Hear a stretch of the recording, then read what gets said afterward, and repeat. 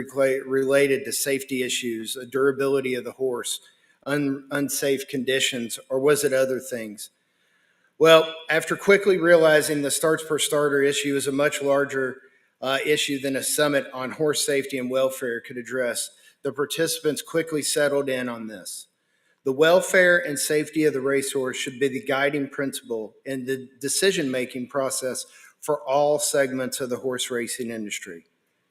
So this led to two summits that were closed-door meetings of industry participants with limited public presentations, but the recommendations centered on a couple of areas. And those were, we had a lack of data for horses suffering fatality or injury. So in 2006, we couldn't tell you how many horses suffered a fatality on the racetrack. We had no surface lab to send materials to.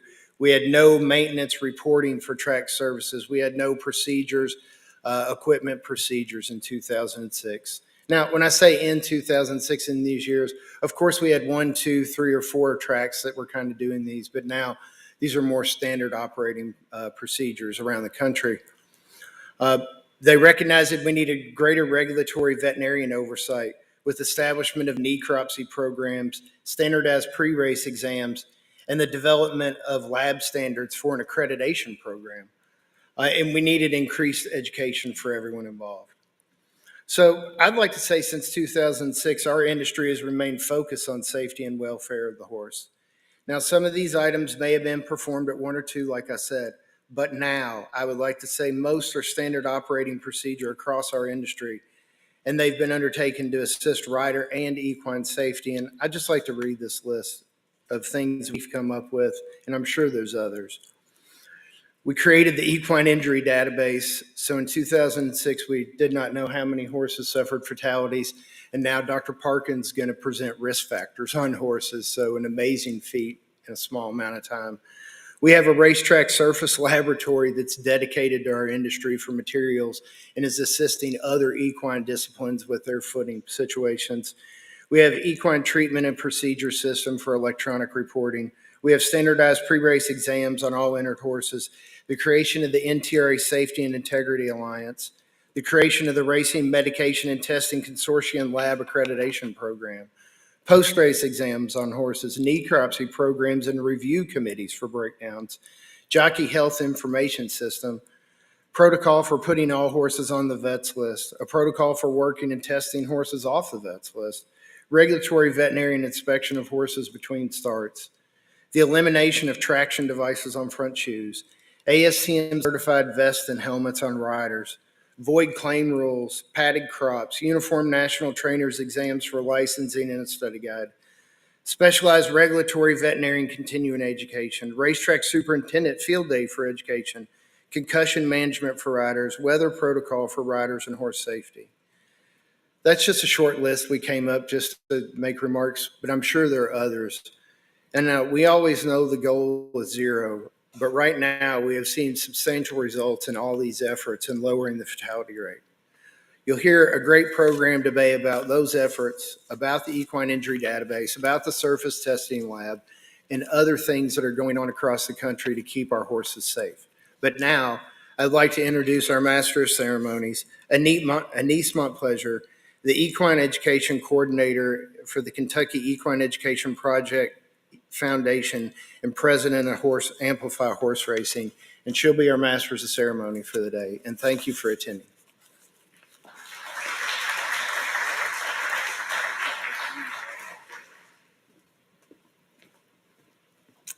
Hello, everyone, and welcome to the 2022 Welfare and Safety of the Racehorse Summit. My name is Anise Montpleasure, and I am so excited to be joining all of you for this very important event to our industry. I first became interested in the thoroughbred industry after learning the story of the legendary filly Ruffian. And so fittingly, Ruffian would actually become the subject of my first ever public speaking engagement, which was presenting a competitive speech at my state 4-H horse show when I was 14. And it was thanks to that speech, and we'll say thanks to Ruffian, that I was actually able to visit Kentucky for the first time to present it at a national competition. And as I was researching for that speech and my interest and passion for the thoroughbred industry started to develop and grow, so did my curiosity to better understand what was happening in the space of welfare and safety and supporting the health and longevity of our amazing equine athletes. And I'm sure that many of you probably have a story that is similar to mine, and that it was a particular horse who inspired not only your pursuit of being involved in the industry, but your pursuit of developing your knowledge of the industry and becoming a great steward of the horses that are at the center of all of this. And that's what brings all of us here today for this event. So it is with great confidence that I can say that 14-year-old Anise would be very excited for me and the fact that I get to stand before all of you today and not only introduce the incredible experts that we're going to get to learn from, but also I'm here to learn as well alongside all of you. So with that, we are going to transition into our first presentation, which is a fitting one to kick us off, as this has been a topic at the forefront of the summit since its impetus, and that is the Equine Injury Database, which was first proposed at the Welfare and Safety of the Racehorse Summit in October of 2006.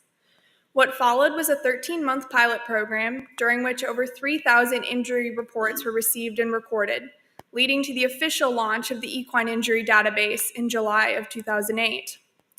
Now, everything is recorded digitally in an extensive database that seeks to identify the frequency, types, and outcomes of racing injuries, using a standardized format that will generate valid statistics, identify markers for horses at increased risk of injury, and serve as a data source for research directed at improving safety and preventing injuries.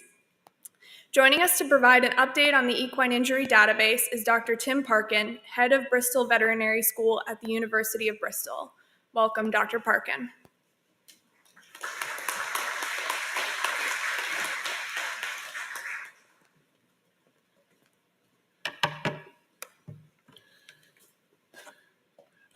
Thank you very much. It's a pleasure to be back here once again, and particularly a pleasure to be back here in person after the travails of the last couple of years.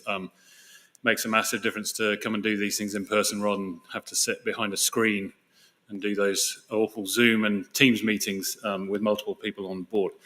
I'm going to give you a brief update on what we've been doing over the last few years with respect to the Equine Injury Database. A few things to talk about. Firstly, just to bring you up to speed as to where we are with respect to the annual audit figures that we do on an annual basis for the Jockey Club. Talk a little bit about what happened last year with our 2-year-olds.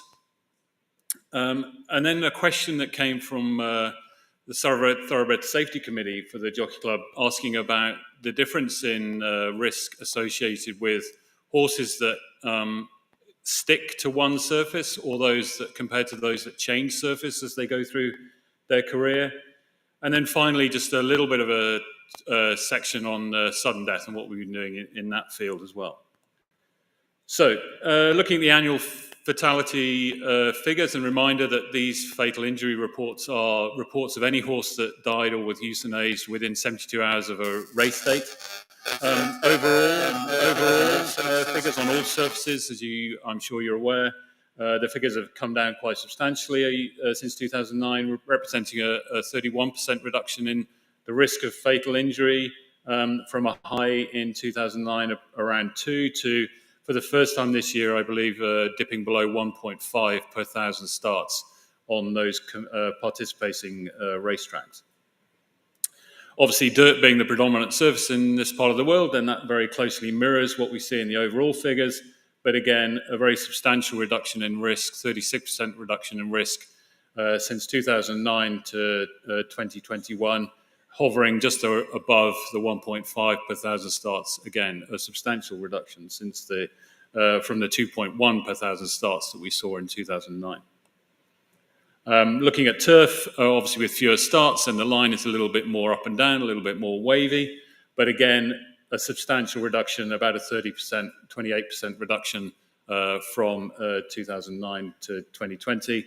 And then finally, synthetic, a very substantial, more than 50% reduction in risk compared to that first year. Now, that first year was a particularly high point, obviously about 1.5 So that contributes very significantly to that very significant reduction. But it's very pleasing to see, after a small uptick last year, a return to the general trend in a downward direction for synthetics, now down at about 0.75 per 1,000 starts in terms of fatal injuries on those particular surfaces. So last year was a bit of the 2021 data was a bit of a strange year in terms of what we saw, particularly for the risk associated with 2-year-olds. And I don't think there's a year goes by when I come over and speak here where someone doesn't ask me about the risk associated with 2-year-old horses and whether we should be racing 2-year-olds. So it did throw us a little bit when we saw the figures that suggested that actually there'd been a spike in 2-year-old fatal injuries last year. These data represent, the red line here is the annual figures for 4-year-olds, okay? So this is what we've seen in 4-year-old pluses, horses. This is what we've seen in 3-year-olds as we go from 2009 through to 2021. You'll see that in the 3-year-old group, I've pointed out year on years where there'd been a significant increase from the previous year. And this was I think it was 2013 to 2014 in the 3-year-olds, there was a 21% increase in the risk from the previous year in terms of the risk of fatal injuries per 1,000 starts on the track. Now, those are the 4-year-old plus and the 3-year-old lines. So the 4-year-old plus are the red line and the blue line is the 3-year-olds. And then if we overlay the 2-year-old figure, again, I pointed out year-on-year changes where we've seen what you might regard as significant change. And certainly in 2011 and 2012, we saw a reasonably significant increase on the previous year, 16 and then 17% increase. But what we saw last year from 2019 to 2020 was a 43% increase in the risk of fatal injury in our 2-year-olds. And that really did throw us. That was not something we were expecting at all. And if you look at the lines, for the most part, then 3 and 4-year-old pluses, they intertwine with each other. They kind of trade places in terms of whether the 3-year-olds are at slightly increased risk or the 4-plus-year-olds are at slightly increased risk. But in no other year has the 2-year-old risk been above either of those two particular lines. And 2020, the value for 2-year-olds was higher than both the value for 3-year-olds and the value for 4-plus-year-olds. So it really was a surprising finding. It is obviously, as you see, gratifying to see that actually in the most recent data, then the 2-year-olds' risk of fatality has returned to what you might regard as normal trend, and it's come back down, well, for the first time to be below 1 per 1,000 starts. So we're glad to see that it's back on track, but it did raise some questions about what happened last year. And from discussing with the Thoroughbred Safety Committee, we then took data from workouts recorded in the EID. And this plot is a little bit difficult to see, but what you're seeing here is each year from 2009 to 2021. And on the y-axis here, we've got the number of EID recorded workouts per horse per month. And you've got month of March through to December here. And you can see that for the most part, from 2009 to 2019, all the years are clustered in amongst each other. There is some fluctuation, but there's no one year that really stands out, apart from 2020. And these are the lines in the early part of the year, March through to June for 2020, when the number of workouts was clearly impacted. Workouts per horse was clearly impacted by what was going on in that spring of 2020 with COVID, etc. Now, the actual numerical difference might be quite small, but actually I think it doesn't take necessarily an enormous difference in the number of workouts or the amount of training that a 2-year-old doing is potentially to have a potential impact on the risk of fatal injury and how the bones adapt in those particular horses. And it is interesting to see that we did see a similar, probably less pronounced training disruption in the older age horses, but we didn't see that impact on their risk of fatal injuries. What we did see later on in the year, we think, with this line going up through here, we did see some attempt at compensation for a lack of exercise early in the year in those 2-year-olds as well, which may also have contributed somewhat to the increased uptick in risk of fatal injuries for those 2-year-olds in 2020. Now, obviously, these are purely data, and actually trying to take that from correlation through to causality is somewhat difficult, but I know Larry will talk a little bit after me about how this might relate to adaptation in the bone, and then therefore how it might have actually resulted in an increased risk in those 2-year-olds.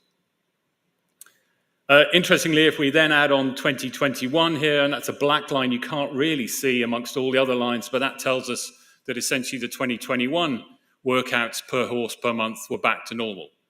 And actually that then ties very nicely in with the fact that actually we've seen a significant reduction in the risk in those 2-year-olds in 2021, as I said, with the risk per 1,000 starts dipping below 1 for the first time. So that gives us some anecdotal evidence to suggest that, yes, there is quite a strong relationship between the number of workouts horses are doing and the interruption in training, and therefore the risk that those particular horses were at in 2020, purely due to the disruption in training due to COVID. I was asked at Thoroughbred Safety Committee, then asked about, well, you're not going to see an immediate impact of that reduction in work on the risk of fatal injury. And you'd expect a lag in the uptick in fatal injury, which I think is what we have seen. Now, there is a bit of a caveat with respect to these data in that we are talking about the number of fatal injuries on tracks by 2-year-olds per month. And in no one month is that greater than 10 individual horses. So we are bound to see quite a lot of fluctuation when we put that against the denominator, looking for a per 1,000 risk. But nevertheless, it is quite interesting to see that actually, if you look at the red line here that goes through, that's the average number of fatal injuries per 1,000 starts in 2-year-olds in 2015 to 19. And the green line is what we saw in 2020, with three clear peaks in June, September, and then December that we hadn't seen at all in the previous years. Interestingly, in 2021, we did also see a peak in June that actually exceeded the peak in 2020 June, but then actually it fell back for the rest of the year. It fell back much closer to the norm and what we'd more normally expect. So is this evidence that there's a definitive link between the disruption in training and then a lag and then an increase in risk of fatal injury? Well, I think it's somewhat evidential. But as I said, it's quite difficult to be sure, given that we are talking about relatively small number of individual horses on any particular month of the year, when we're just talking about 2-year-olds. A question that was posed to us from the Thoroughbred Safety Committee was about horses that tend to stick to the same surface and those that tend to then move on to different surfaces, and whether the level of risk for those individual horses is somewhat different to those that happen to be switching between different surfaces. Now, this question might, on the face of it, seem like a relatively simple question to try and start answering, but actually, when we looked at the data and actually saw the numerous different permutations of changes of surface that lots and lots of horses undertake, actually creating a profile that is typical, in quotes, of your average horse that sticks to dirt, or your average horse that then goes from dirt to turf or turf to dirt, is somewhat difficult. And actually you end up with multiple different levels of risk for all the different potential permutations of horse as they switch between surface. Nevertheless, we have produced something that looks something like this. First of all, the dotted lines here are the risk on dirt, turf, and synthetic for all horses, regardless of their prior history, whether they've been on whichever surface that happens to be. So that's just the baseline level. If you took all the data from 2009 through to 2021, that's the baseline level on dirt, turf, and synthetic. The dots here, so we got a red dot here that indicates the risk for horses that have only ever, up to that point in their career, have only ever raced on dirt. We've got a blue dot here, which is the risk for horses that up to that point in their career have only ever raced on synthetic. And we've got a green dot here that represents the risk for horses up to that point in their career where they've only ever raced on turf.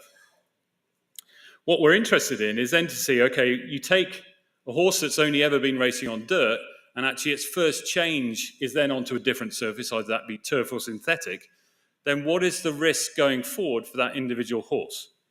So you take a horse that's gone from dirt, and its first changes to synthetic, then its risk drops reasonably considerably, but certainly gets nowhere near the level of risk, overall level of risk on synthetic. You take that same dirt horse and it goes to turf, it gets closer to the overall level of risk on turf, but still lies above the overall level of risk on turf. If you take a horse that's only previously been racing on synthetic and its first changes to dirt, its risk for the rest of its career then is actually very much more closely related to the overall risk on dirt. And you take that horse and you change it to turf for its first switch, it very closely mirrors the overall level of risk on turf. And then finally, if you take a horse that's gone from turf, its first changes to synthetic, actually it looks like its risk actually increases. It doesn't go towards the overall synthetic risk. It actually increases somewhat to above what might experience if it stayed on turf. And if you take it from turf to dirt, make its first switch to dirt, then again, that comes much closer to what you might already automatically expect on dirt for all horses that are experiencing a dirt surface. So how do we interpret these? Well, I think for all those horses racing on dirt, regardless of their history, whether they have been continually racing on dirt or whether they made a switch, then they are all somewhat close to, but below, the overall level of risk on dirt. For those horses racing on turf, they are above and below the overall level of risk of racing on turf, so somewhat in the region. But those horses that started on synthetic or were only ever raced on synthetic are quite significantly different in their level of risk compared to those horses that start on synthetic and then switch to either turf or dirt. Now, those estimates might be somewhat, how do I go back? Those estimates might be somewhat difficult to pinpoint because there are relatively few horses that switch from synthetic to turf or dirt, so there will be quite wide confidence intervals around those.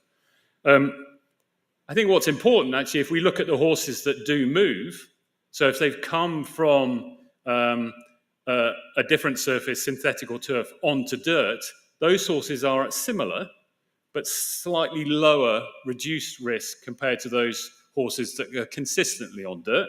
So you could almost anticipate that they retain some of the safety aspects of being a turf or a synthetic horse. Those horses that move on to turf are at similar but slightly higher risk compared to those who are consistently on turf, regardless of whether they come from synthetic or dirt. And those horses that move onto synthetic, whether they've come from dirt or turf, they don't get anywhere near the level of risk that you would see for a horse that is consistently on synthetic, or indeed the level of risk for a horse that is overall level of risk on synthetic. Now, as I said, those two dots there are relatively smallly populated by relatively few numbers, so it would be quite difficult to draw any significant conclusions about that. And certainly, we recognize that what we've done here is just take the first switch for a particular horse as being the switch that represents its future risk, and actually being able to further profile horses that then switch from turf to dirt and then back to turf, for example, is something we want to take forward and actually understand which of those individual horses with different surface profiles present perhaps the greatest risk is something we want to take forward. So this is just our first look at these. I think it's interesting enough to present here and certainly shows that there are certainly significant impacts of the surface that the horses are racing on, which we all know about, but actually some horses will retain some of their predominant or previous level of risk that might have been built up because they've been racing on different surfaces, or they're a particular type of horse that is prone or particularly useful on a synthetic or a turf type track that then happens to switch for other reasons. The final thing I wanted to talk about just briefly is just sudden death. And first of all, just to present some figures. So this is the plot on the left is slightly different to the overall fatal injury rate that you've seen before. This is just pulling out MSI, so musculoskeletal injury, fatal injuries. and the risk per 1,000 starts since 2009 all the way through to 2020. And you can see, as you can imagine, it mirrors very closely what we see in overall fatal injury, because these contribute about 90% of all fatal injuries anyway. What we see with respect to sudden death is a relatively flat line. Now, just to note here, I've kept these on the same scale just so that we can see that actually, obviously, sudden death is significantly less prevalent than musculoskeletal injuries, an important thing to remember. If we change the scale slightly, then we see quite a bit of variation going on with respect to sudden death. Although I put here there's been an 18% drop since 2009 to 2021, if we'd actually done this last year, then actually we'd have seen an increase in the risk of sudden death. So for me, this is a bit of a flat line, not really going up or down in any particular great detail. Certainly not in the same level of evidence to suggest, as we've got here, that musculoskeletal injuries are going down by about 31%, have gone down by about 31% since 2009. So we can see that actually, for us, this is kind of useful because it suggests that the risk factors we've identified and actually people are starting to take note of and developing interventions for, regulatory change, etc., have had an impact in the area we might expect them to have actually on musculoskeletal injuries. But those same risk factors haven't had the same impact on sudden death. So obviously the thing to do is to then develop a multivariable model that actually identifies what those risk factors might be for sudden death in particular, and actually see whether the particular risk factors we can take that we can then impact on and then actually try and reduce the risk of sudden death as well as the risk of musculoskeletal injury. Probably the reason that people are talking more about sudden death, obviously apart from potential high-profile cases, is that actually because of the reduction in the overall contribution of musculoskeletal injuries to the total number of fatal injuries, and actually the proportion of horses that are overall horses that are dying due to sudden death is obviously rising.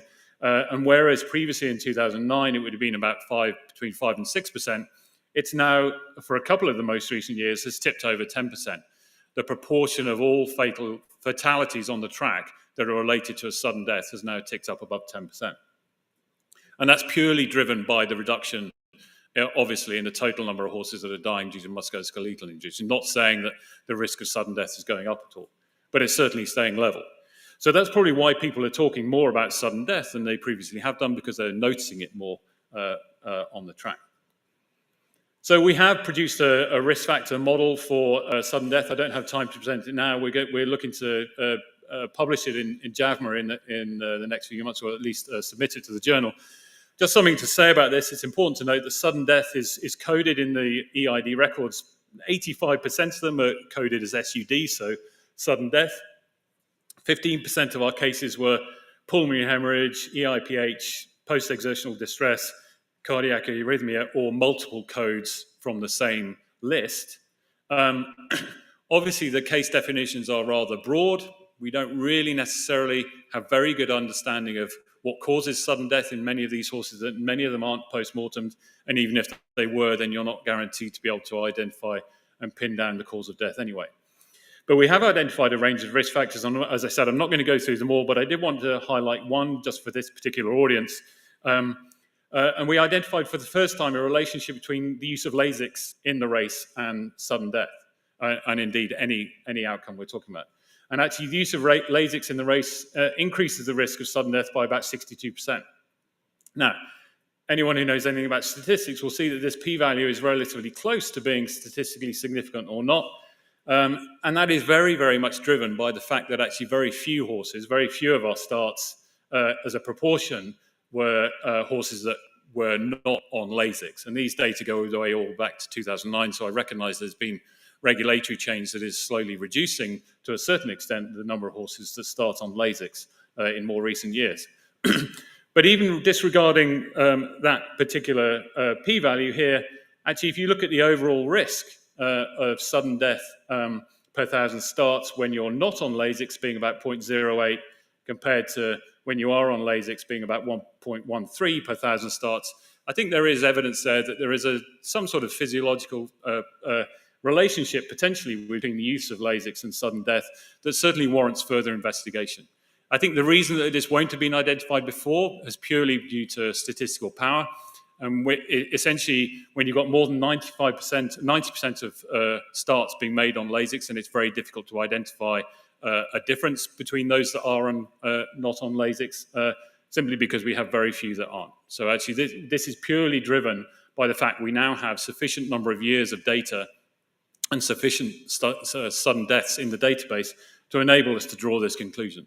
But I think it's certainly something that's worthy of further thought and further discussion. I'd be interested to know and understand more about exactly the impact of Lasix on exercising horses and actually how that changes their blood biochemistry and perhaps contributes to the risk of cardiac arrhythmias, for example.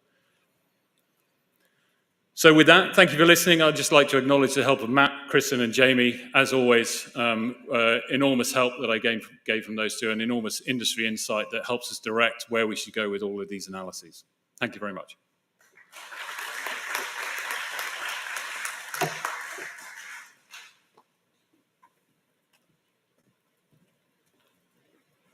Thank you very much, Dr. Parkin. We'll now welcome Dr. Larry Bramlage to the stage, surgeon and partner at Rood and Riddle Equine Hospital, to present on building a 2-year-old skeleton for racing. This is a continuation from 2 previous presentations by Dr. Bramlage at the Welfare and Safety of the Racehorse Summit. The first in 2012 on selected effects of training and racing on the musculoskeletal system, and the most recent one from 2014 on training and bone development in racehorses. Please join me in welcoming Dr. Bramlage.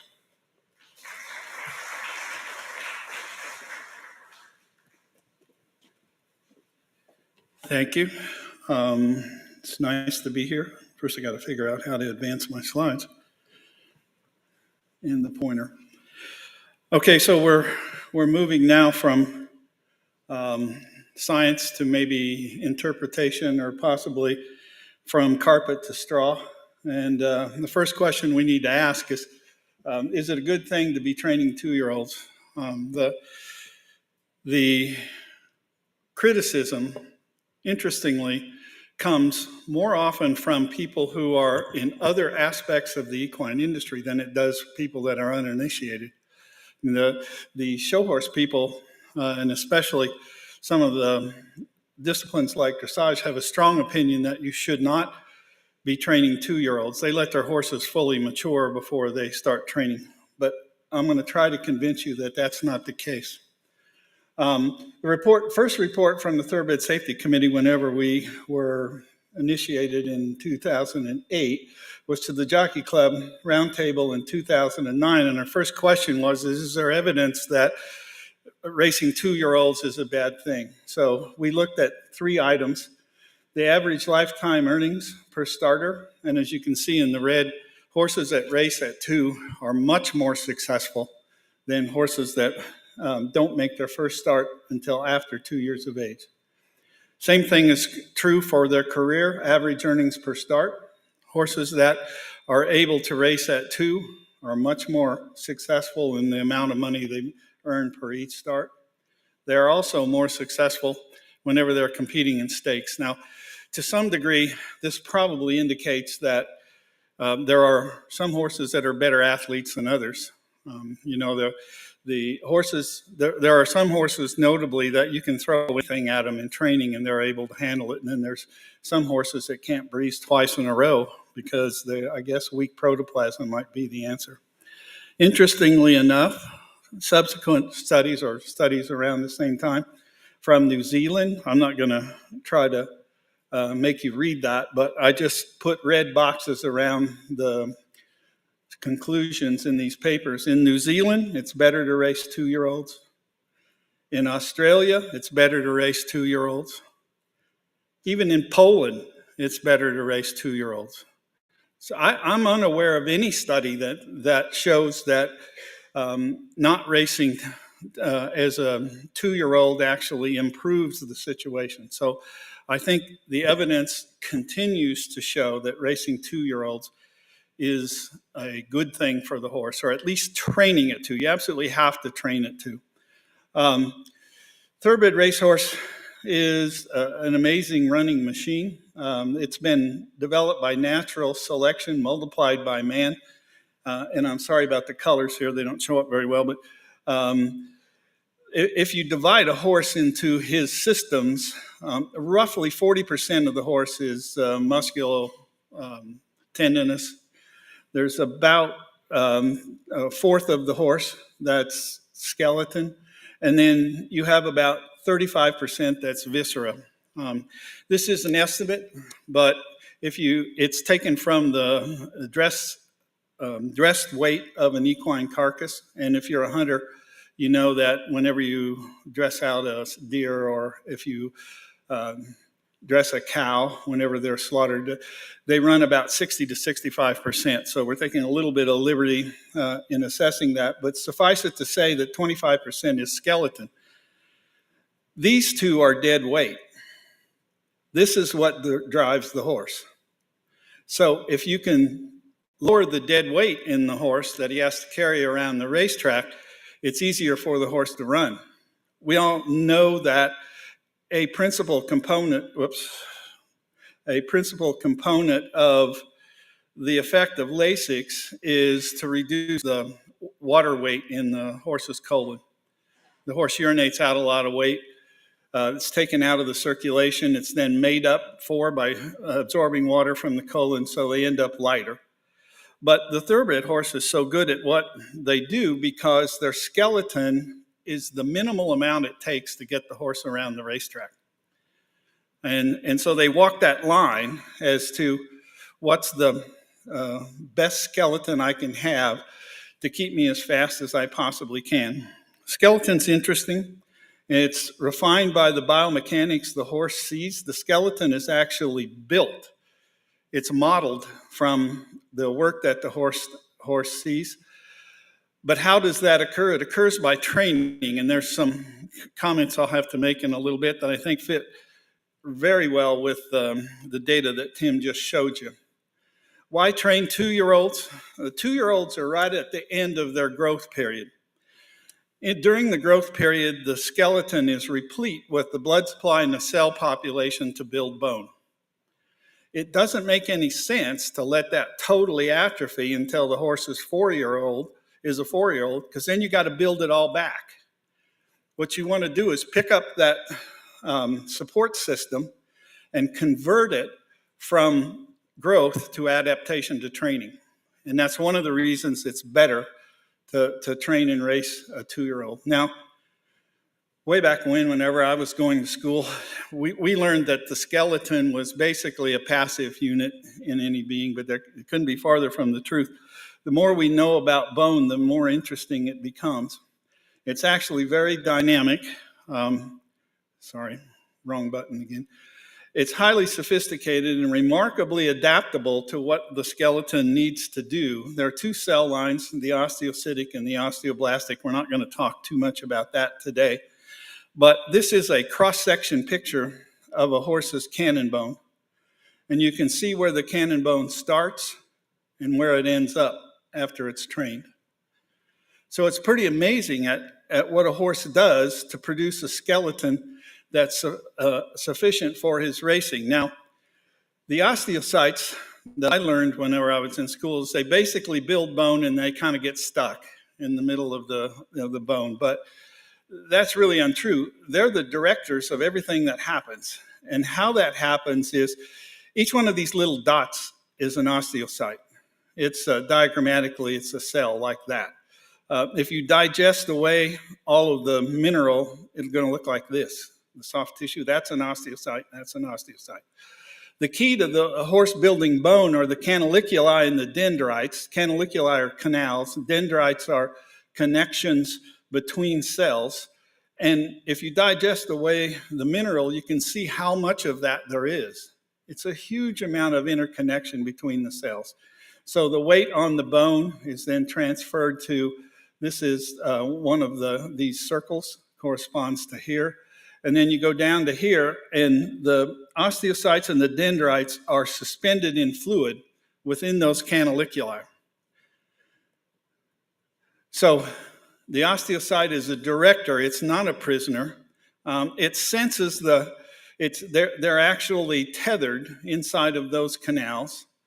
and they're communicating with all the other osteocytes in the area. Now, if you remember your physics, the hydraulics, whenever you increase a load on a cylinder full of fluid, it transmits throughout the entire cylinder. That's why hydraulics work on heavy machinery.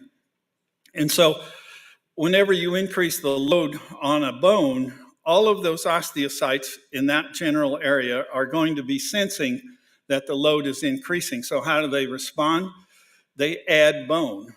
The osteocytes communicate. In the case of a cannon bone, these will be the ones that the horse started with, these round things. Each one of those looks like that with a blood supply in the middle, all of these cells, and then all of the connections between all the cells. And they're all sensing the hydraulic fluid that's around, which is sensitive to mechanical load. When you bend a bone, like for instance, taking the cannon bone, when a horse is fully galloping, the cannon bone bends backwards. The cells within the bone on the front cortex sense that that bone is bending backwards. We have to stiffen the front of the bone. So they're sending the signals to the secondary osteons that are being, to the primary osteons on the surface of the bone that are being produced out here to say, we need more of you. Now, how that's communicated is yet to be elucidated. And if you can figure that out, we can go into business, because whatever chemical it is, or it's probably a cytokine, we're in the age of cytokines now, which are intercellular communication molecules. Whatever is telling these osteocytes on the surface to make more bone, there has never been anything discovered to this point that can make a fracture heal faster. Normal fracture healing occurs at it's a preferred site at its most active rate. For a while, the theory was electrical, that when you bend a bone, you get different charges on the surface. That washed out. But the hydraulic sensing of the loads in the bone is very important, at least, and how it does it, I'm not really sure. Modeling of bone, I keep my finger on the right button. Modeling of bone occurs in the shafts, which means modeling refers to the fact that you can change the shape. Remodeling refers to what happens on the inside of the bone. And horses are quite different. This is a picture of a human tibia just below your knee, and you can see how porous that is compared to the distal cannon bone of a horse. So this is Wolff's Law. We all learned about that, and anybody that's taken a biology course that includes bone, he's the first person that described that bone is laid down where strength is needed and removed where it's unnecessary. Well, horses carry this to the extreme. They have such a huge cell population and blood supply that they can do that dynamically, and they need to do it dynamically. So how does a horse train? You give him a load that the bone senses is a little more than it can stand, and then he increases the strength of the bone. And so the next training session, you give him another load, and the bone senses that that's a little more than I can stand, so it builds bone. And then all of that situation results in hypertrophy of the bone. This probably, the fact that it's, we used to think it was micro damage or very small fractures we couldn't see, but that's probably not the case. It's probably more correctly termed micro deformity. Now, changing the shape of the bone or changing the composition of the bone, if you just change the shape of this represents changing the composition of the bone, but it's much more effective to change the shape of the bone. The farther you get the outside of the bone from the center of the bone, it's illustrated here, and you probably can't read that, but if you take the same amount of material in a rod and put it in a cylinder, it doubles the bending strength. So the moment of inertia, which indicates that how far the outside of that bone is from the center of the bone, has a lot to do with how stiff the bone is and how well it stands the load. That only makes sense. This is from Dr. Nunemaker's research in the 2002 Milne lecture that he presented at the AAP, and it gives you an example of the blue line is a standard bred yearling. The red line is a standard bred adult. That's how much of the adaptation of moment of inertia that the standard bred makes whenever they're training. Look what a thoroughbred makes. Thoroughbred yearling goes from here, which is actually lighter than the standardbred, which if you look at thoroughbred and standardbred foals, you can tell that because their skeletons are a lot lighter than the thoroughbreds are. But look what happens to the adult thoroughbred. Look how much adaptation, how far that bone is moved from the center of the bone. And that's all adaptation for training. We can see that most readily in two places. The dorsal surface of the cannon bone more than doubles, and the posterior cortex of the tibia more than doubles. Not surprisingly, those are two of our biggest sites of stress fractures in the shafts of the bone. If that adaptation is getting behind, we're going to see the bones start to break down. We're going to see accumulation of damage, and then you get stress fracture and eventually pain. If you have an inadequate amount of repair or an excessive amount of load, the bone's not going to be able to keep up. And so that ends in the kinds, almost every fracture that we see is a stress fracture in origin. Once a horse reaches a made skeleton, which is usually about 4 or 5 races into their career, they don't have to make more skeleton anymore. They don't have to move the moment of inertia out anymore because they've already produced those bones. And our clinical lameness caseload refers to that. There are places they have to keep up. And so the overload repair kind of stagnates. What actually happens is this. In that slowly the skeleton becomes a little bit stronger. That has a lot to do with the mineral content of the bone, and becomes a little bit stiffer as the horse goes. Biologic systems never reach elasticity. The definition of elasticity is the metal in this bridge is going to bend and come back and bend and come back, and as long as it's in the elastic range, there's no permanent damage. But if you get into the plastic range, meaning that each time you bend it, a little bit of anatomic change occurs, then that damage is going to slowly accumulate. And this is why we have to keep an eye on the adult fractures for skeletons for things such as condylar fractures. This is an example of several different horses' shins that we're looking at. You can see the different methods or different stages all of these horses are in. This is from Dr. Stover's work, who's in the audience.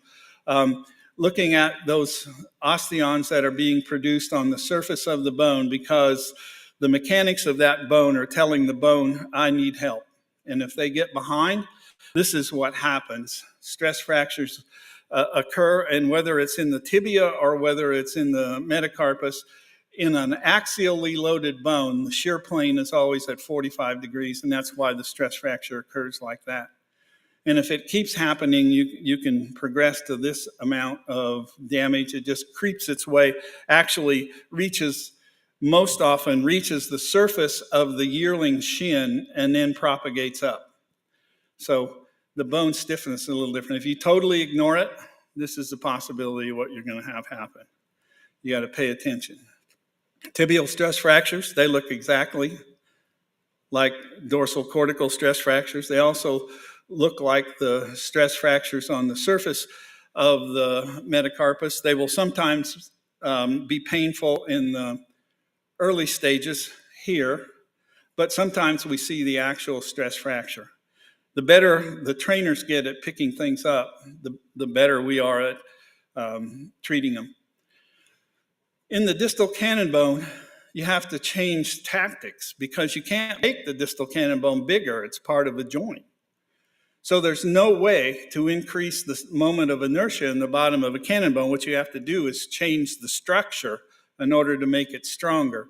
And that results in the disease we all recognize now as being probably the single most important disease in the horse, and that is the distal cannon bone, subchondral bone inflammation, or bone bruising. It's been called maladaptation, and I don't really think there's anything wrong with the adaptation. I think we just give the horse the load faster than he can maintain.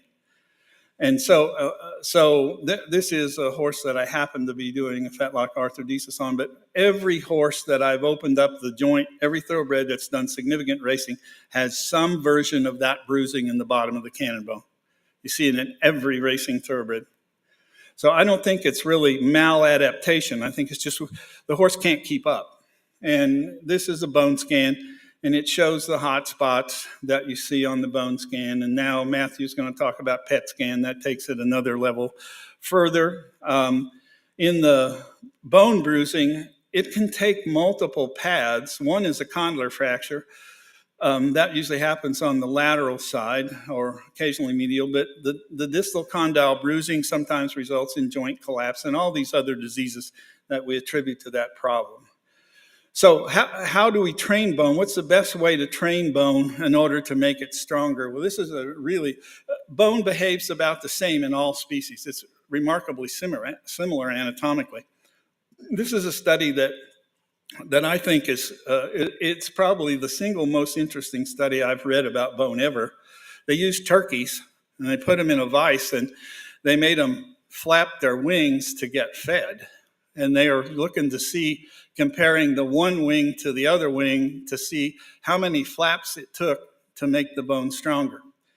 Once they got to 36 cycles a day in one day's episode of work, the bone never got any stronger. All the way up to 2,000 cycles, it never got any stronger. And so somewhere in the neighborhood of 36 cycles is the level at which we need to train bone in order to make it stronger. That's an illustration of the fact that bone trains to the level of work, not the amount.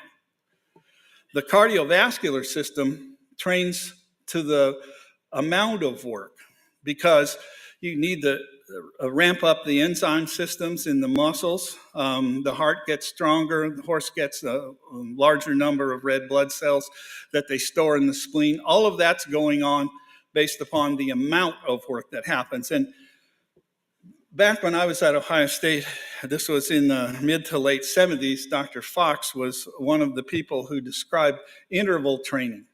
It revolutionized human training. The concept is that if you're a miler, you break your training down into 8 220-yard segments, and you run each of those a little faster than you would in a normal mile, and you eventually adapt to that. The reason it works in people is our limiting system is always our cardiovascular system. When this first got described, there were a lot of people lost money thinking that they were going to buy horses and interval train them, and they were going to take the whole racing industry by storm. What they got was 5-year-old maidens with splints on their hind legs. Horses can't take that amount of training. Their heart and lungs are so good that they just pass the skeleton. The limiting system is always the skeleton in the horse. And so the 36 cycles, if you divide it out, is a little better than a furlong. So the rest of all of the work is microtrauma to the bone. It doesn't do any serious damage most of the time, but the best training episode will have a furlong in it that's a little faster than the rest of the furlongs. And that shows the horse where they're going to go next week when they breeze. And then you got to do the galloping in order to develop the heart and lungs.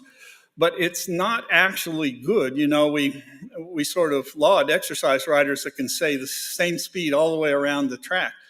That's not actually good for the bone because after 36 cycles, the bone doesn't do anything.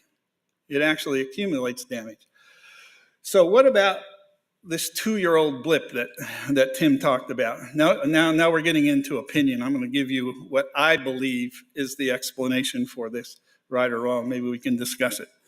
If you look at a 2-year-old in training schedule or a horse's training schedule, for the first October to the first of the year, they're learning what a racetrack looks like, how to respond to the rider.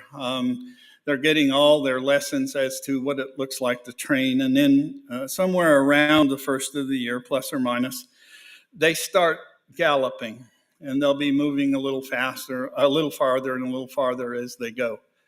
Then when you get to the 2 to 3 months before the horse is ready to race, this is a graph of the 2-year-old races in the 3 years that Tim talked about. 2019 is in the green, the pink in the middle is 2020, and the sort of gray is 2021.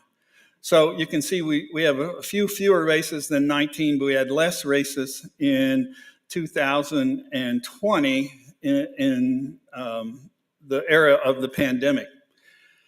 Part of that problem was nobody knew when the races were going to open up, and all of the races got displaced later in the year. It didn't have as much effect as I thought it would when I looked at the numbers, because they change, but they're significant, but they're not huge. So once we got to racing, the number of races made up the difference. So one of the jobs of the Thoroughbred Safety Committee, Matt actually gives us these charges. So we're looking at 2-year-old fatalities data, which Tim has talked about. If you look at the number of fatalities by year, you can see there's a jump in the fatalities in 2020. The absolute numbers are here. It didn't happen in older horses, as he showed you. If you look at the actual fatalities by month, I don't really know, other than the fact that September was really the year that most racetracks opened up. The Derby was delayed until September. The stakes races are all kind of happening there. So the 2-year-olds are getting the opportunities to race. I don't know why the December spike, but I think it might be the fact that most horses change tracks after Thanksgiving. They go south for the winter. And then the new racing at those tracks starts. And of course, during the Christmas meet, you're going to have the opportunity to have huge crowds. So I think there's some drive in order to get the horses to race there. So if you look at 2-year-old racing opportunities, I took the data as far as 2-year-old races total and 2-year-old race days, and you can see how they differ. If you look at them, you're not going to be able to read this, but I'll just tell you, somehow you have to normalize the data to the number of races. So I took the highest number, which is always 2019, and that's 1, and then divided the number of races of the rest of the years into that number, and then divided the number of fatalities by that number, which normalizes the rate of fatalities. So that's if you take the same number of races all of the years. This is what you would have. You've got a 25% increase in the number of fatalities in the 2-year-olds, which he's already shown you the blip as to what happened in that middle year. And then in the next year, it goes back down. So what's the deal? Here's if you plot the fatalities by month, looking at the numbers rather than by year, you can see those 2 spikes. And those spikes aren't directly related to the racing opportunities. They have something to do with the training of the horse. So what happened? This is what I think happened. Now we're strongly into opinions here. When you're talking to the trainers during the first half of that year, they're all just galloping their 2-year-olds. There's really no reason to tighten the spring and wind those horses up with breezes when you don't know when they're going to race, because their schedules are all dictated about when they're going to mature and get to a race. So I think they increased the galloping significantly, and then they squeezed the breezes together and maybe a little harder. His work data shows that to some degree. What that does is we've now wound up the engine a much higher level than we've wound up the undercarriage. So since heart muscles and lungs train more to the amount of work that they get, not to the level of work that they get. If you're just galloping the same speed, the bone's not making much adaptation here.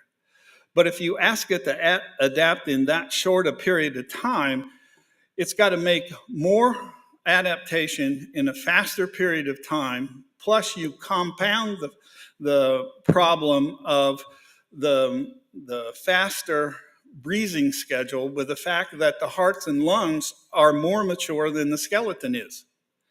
Because we didn't breeze those horses on a normal schedule like you do every year.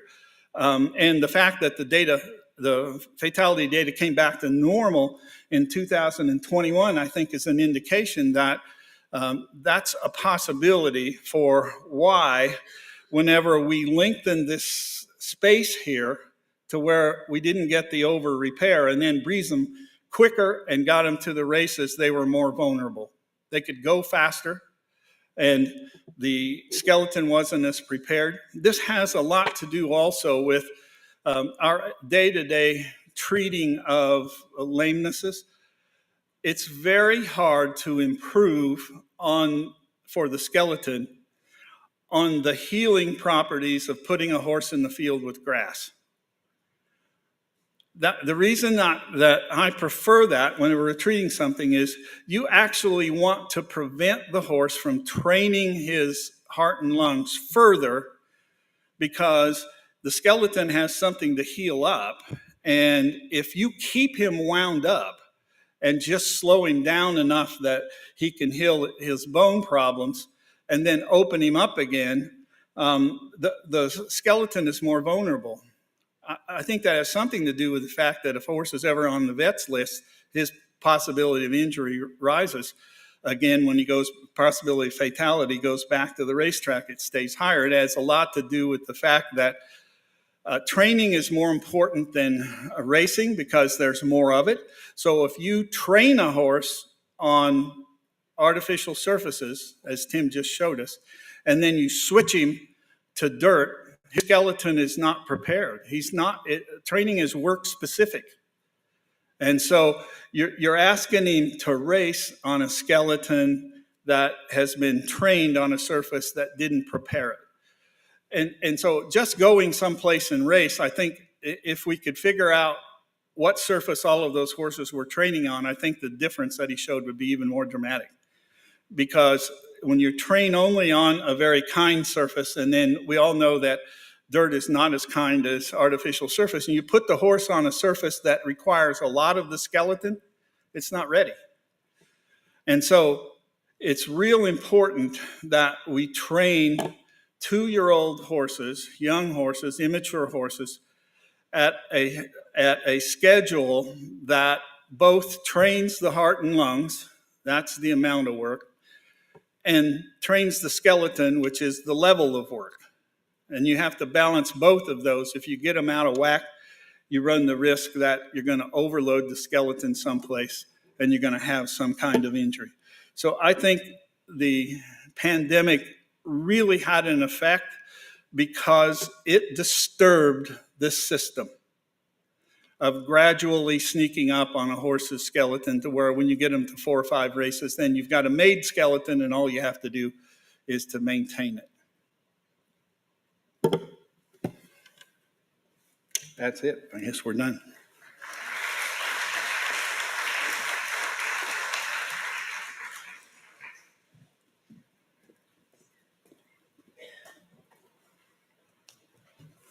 Thank you very much, Dr. Bramlage. The California racing industry has undertaken many safety initiatives in the last 3 years, from heightening surveillance before, during, and after morning training to afternoon racing, and investing in technology. One of the key links to making these initiatives successful are the relationships between the track and practicing veterinarians. In addition to numerous safety initiatives and protocols adopted in California racing, a program has been started aimed at horses who have endured fetlock injuries by performing fetlock arthrodesis. To discuss all of this, I'd like to welcome Dr. Dion Benson, Chief Veterinary Officer for the Stronach Group Racing and Gaming, and Dr. Ryan Carpenter, Surgeon at the Equine Medical Center.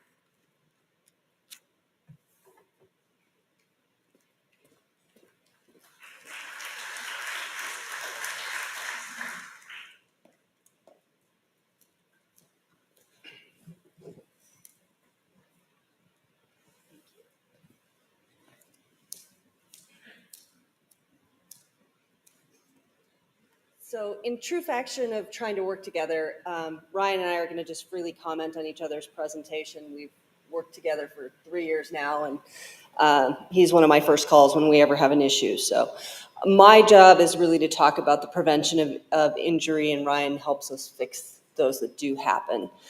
For those of you who know, we had a little bit of an issue in the spring, winter of 2019. If you're not aware, then you're probably pretty new to the industry.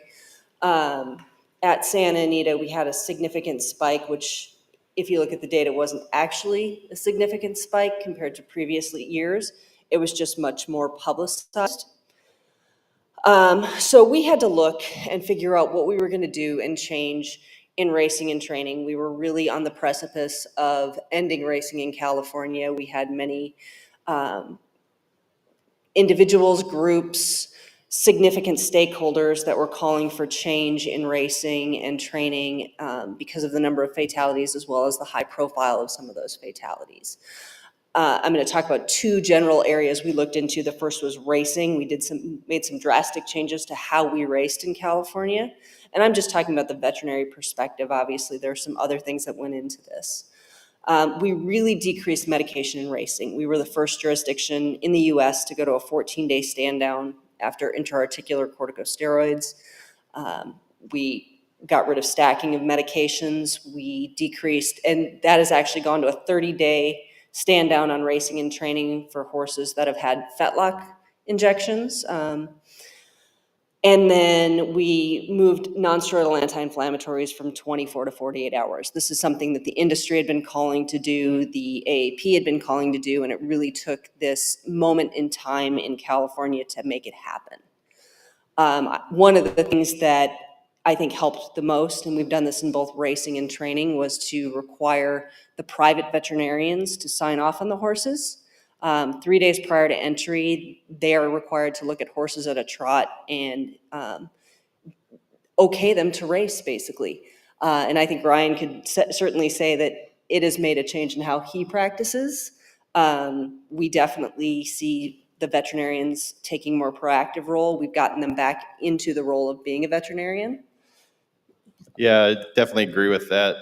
In our big kind of well-managed barns, we were doing this beforehand, but we all, and as practitioners, have those barns that kind of just utilize you on an as-needed basis. And so this puts you right in the front of the trainer with the groom, foreman, and you're looking at these horses on a regular basis. And so you're able to have the conversations on an ongoing basis to discuss, is this time to work the horse? Should we back off on a little bit? And it's been a good working relationship with us and the practitioners, both the regulatory side and the barns in general.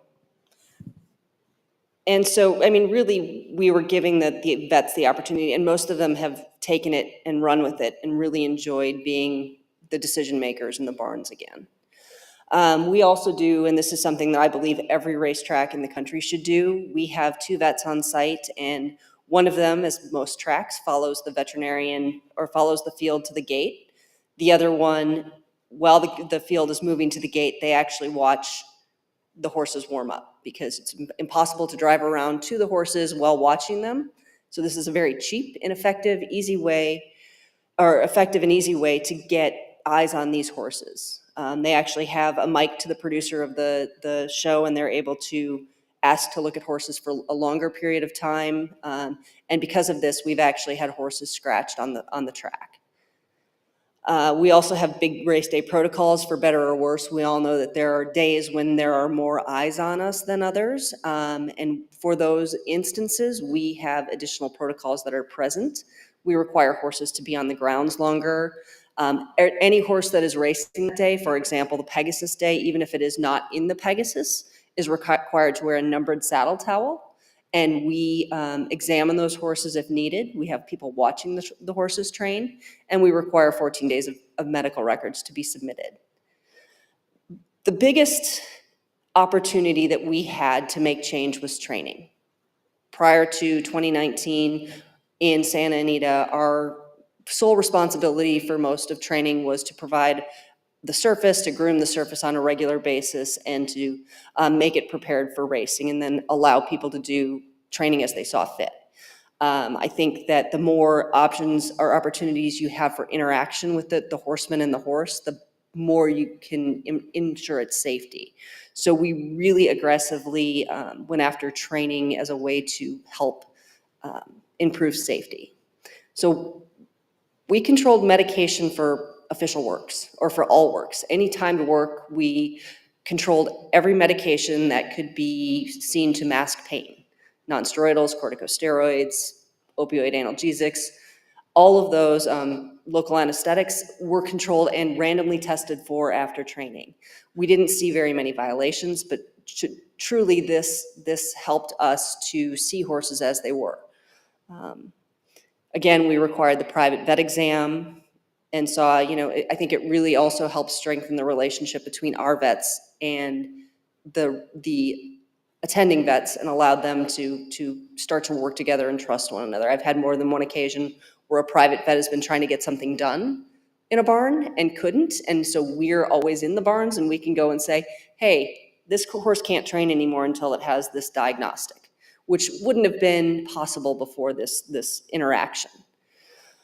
We require at Santa Anita all horses register for works. That starts a protocol that basically triggers a review of the past performances, a risk assessment, and we do a portion of every day's works we do exams on. We scratch anywhere between 1 and 8 horses a week from working, and require diagnostics, require intervention by their private veterinarian.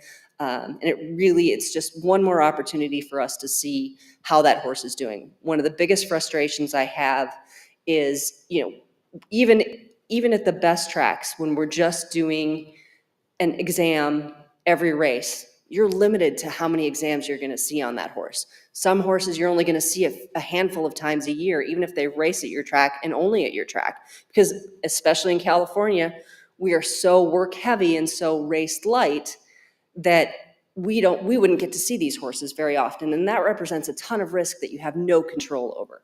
So really, this is truly an opportunity for us to see these horses. And I think, again, it's an opportunity for us to work with the private vets and have that be a second set of eyes and really a support for them to get what they need done. Again, we do, since September 2019, we've examined 7,400 unique horses at Santa Anita, and we've done over 21,000 exams in 3 years that would have not been done but for this program. This does not include pre-race exams. This is specifically pre-work examinations, plus the private veterinary exams, plus, there's just so many eyes on this horse and so many of these horses and so many opinions. We also did some random drug testing and training that was taken over by the CHRB as they started to regulate this, and we didn't see many violations, but we were certainly glad to see that. And one of the most important things is just having people at the track. Virtually every one of our tracks and training facilities, every day we have someone watching horses train. That's not just California, that is Maryland, Florida, our training facilities. And we see things that we would not see any other time. It makes a huge difference. We can ask horses to leave the track. We can follow up with horses that are unsound, call the vets, the private veterinarians, and it just makes a huge difference. So does it work? If you look at 2018, this is the irony in all of this. We actually had about the same number of fatalities in 2018 and 2019. We had fewer races in 2019 because we canceled a lot of races. As you can see in 2020, we saw our fatality rate almost drop in half in both racing and training. And then in 2021, we saw that about the same. Now, I don't know if you've read the papers. We just finished a 6-month-long meet at Santa Anita, and we had 3 fatalities in racing. 2 musculoskeletal on the turf and 1 sudden death on the dirt. So that means we had, on the least safe surface that we had 0 fatalities in 6 months of racing. So I think it's working. I don't know that we'll ever do that well again. I'm hoping we do. I'm hoping we do even better. And we haven't pushed a lot of our fatalities to training. We had 5 musculoskeletal fatalities, and 1 what they call other, a fatality in the stall. So for a big training facility with hundreds of thousands of works, we're doing pretty well, and I hope we continue to do that well. But it is certainly a team effort. It is not just the veterinarians, it is the trainers and the owners and the private veterinarians. And the one thing that impresses me the most is we really have changed to a culture of safety out there. Very few people will take that shot to enter that horse to get that one last race, whereas in other places I've been, in other places have tracks, we tend to see that a little bit more aggressive attitude. I think that really there is a conscious effort to put the horse first there. And I think it's important, and the reason that we know we're doing better is we continually monitor our training and tracks, our training facilities and tracks.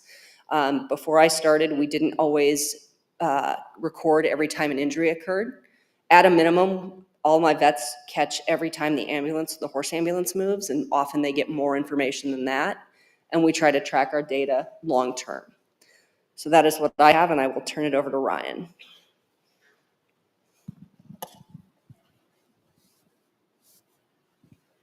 Thank you, Dion. I'm going to shift now from a surgeon's perspective.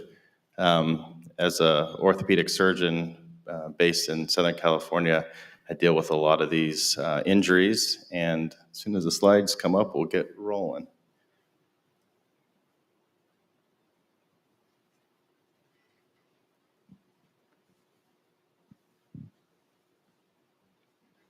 Easier said than done. Easier said than done. Here we go. All right, so as an orthopedic surgeon, we are often presented with different fractures that we repair on a regular basis. And our intent here is to preserve their racing career. And in a lot of cases, we have very good prognoses for these horses that come back and run at the level they did prior to injury.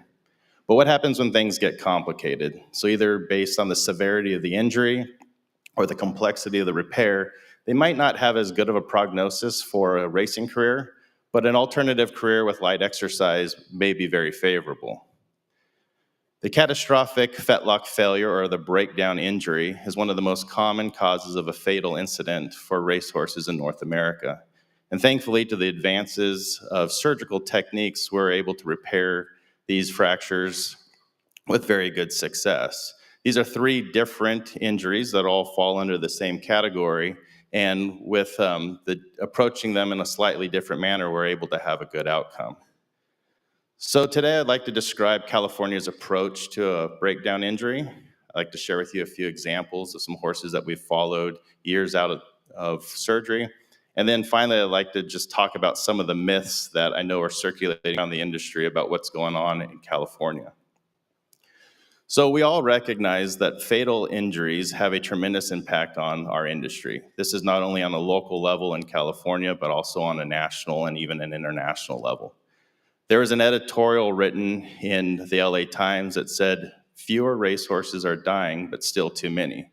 Interestingly, this was written last year when we saw a tremendous improvement in safety and welfare in our horses. And they concluded by basically saying, if we want to continue to do what we're doing, horses need to stop dying. So that presented an interesting avenue for us about 3 years ago, because we recognize that there's a percentage of horses that undergo an injury that are euthanized because of either the complexity of the injury or the finances required to repair the injury. And in our world in Southern California, our neighbors don't understand the difference between a quote-unquote cheap horse or an expensive horse. So we wanted to ask the question that if you removed finances from the discussion, is there a population of horse that we have historically put down that might have the opportunity for surgical intervention? And so in order to do this, we needed to have some good conversations with a lot of the industry stakeholders. We needed to talk from a short-term perspective from the racetrack organizations themselves. We involved the thoroughbred owners of California. And then, of course, we have to involve the owner and the trainer. But from a long-term perspective, we needed to talk to our second career organizations, because we all know, and it's a very hot topic in AEP right now, that animal welfare is an important piece of our equation. And there's no value in us creating a burden on the aftercare program just to address the immediate problem. So there are 4 factors that I believe are really critical if you want to institute this type of program at your racetrack. The first one is appropriate and immediate first aid. I think if we can get these legs splinted, bandaged, even before radiographs are taken, we have a tremendous impact to prevent soft tissue swelling, and this has a huge value for the surgeon in the aftercare of these horses. Originally, when I first started doing these, we would often have to suture the incisions closed because of the amount of tension on our incision, but now we routinely just staple them because we haven't allowed them to swell as dramatically. Another important component is a consultation by a surgeon, and preferably someone with considerable expertise in this field. That's because through looking at the radiographs, evaluating the horse, taking all the factors together, you can have pretty good case selection here. There are certainly cases that you can try, and there's certainly cases that would not warrant surgical intervention. And so that consultation, I think, is critical. Financial responsibility is a big factor here. The first question people asked in the beginning was, who's going to pay for this? And we all know that when you see the radiographs that I'll show next, when you put plates and screws and legs and you're talking about months long of rehab, these are not cheap procedures. So having the conversation on who's invested in this horse, both from an industry standpoint and from an owner and trainer standpoint, who's paying for what is a critical conversation to have prior to surgery. That way there's no surprises and everyone's on the same page. And then probably the most important factor is the aftercare. From a surgeon's perspective, the surgery is going to take me a couple hours. The aftercare is going to take me a couple weeks. But the second career for these horses in these aftercare programs is going to be measured in the magnitude of years. These are often 3-4-year-old racehorses that are going to live for a decade or longer. And it's important to have a good relationship with aftercare programs who are willing to take on these cases, because not all of them are willing to. But when you identify those ones that are, we really got to cultivate that relationship. So when all these factors are in place, the program actually works quite well. Where it can become a little complicated is when insurance is involved. And so unfortunately, there's an aspect of our industry that sometimes horses are worth more dead than alive when they're insured. And so I really want to challenge the insurance companies to think about how we look at this injury. They might not necessarily need to be euthanized in order to have an insurance payout, and this would be kind of mirrored to what we do in the show horses from the wobbler perspective. A lot of times these horses are able to, the owners are able to collect their insurance policy, but they don't demand euthanasia. So when we set out to do this, we had some goals. From a short-term perspective, we wanted to look at the survival rate at discharge for about a month after surgery. And what's their quality of life? I mean, we have no desire to put a horse through unnecessary pain and suffering just to, quote unquote, avoid a fatality. But I think what you'll see when you do these cases is based on the type of fixation, it's a very solid, stable fixation. These horses are actually quite comfortable a lot sooner than you would expect. And they have a good quality of life in the short term. But that's not where we stop. We've got to follow them out long term. We got to look at these horses 6, 12, and 24 months down the road, and we've got to be able to ask the question, are they happy horses? Do they live on non-steroidals in order to remain pain-free lives?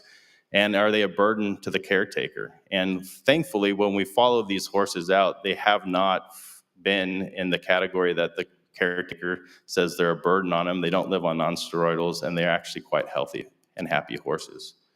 So that leads us to ask the question, is our preconceived notions of the fetlock arthrodesis still true?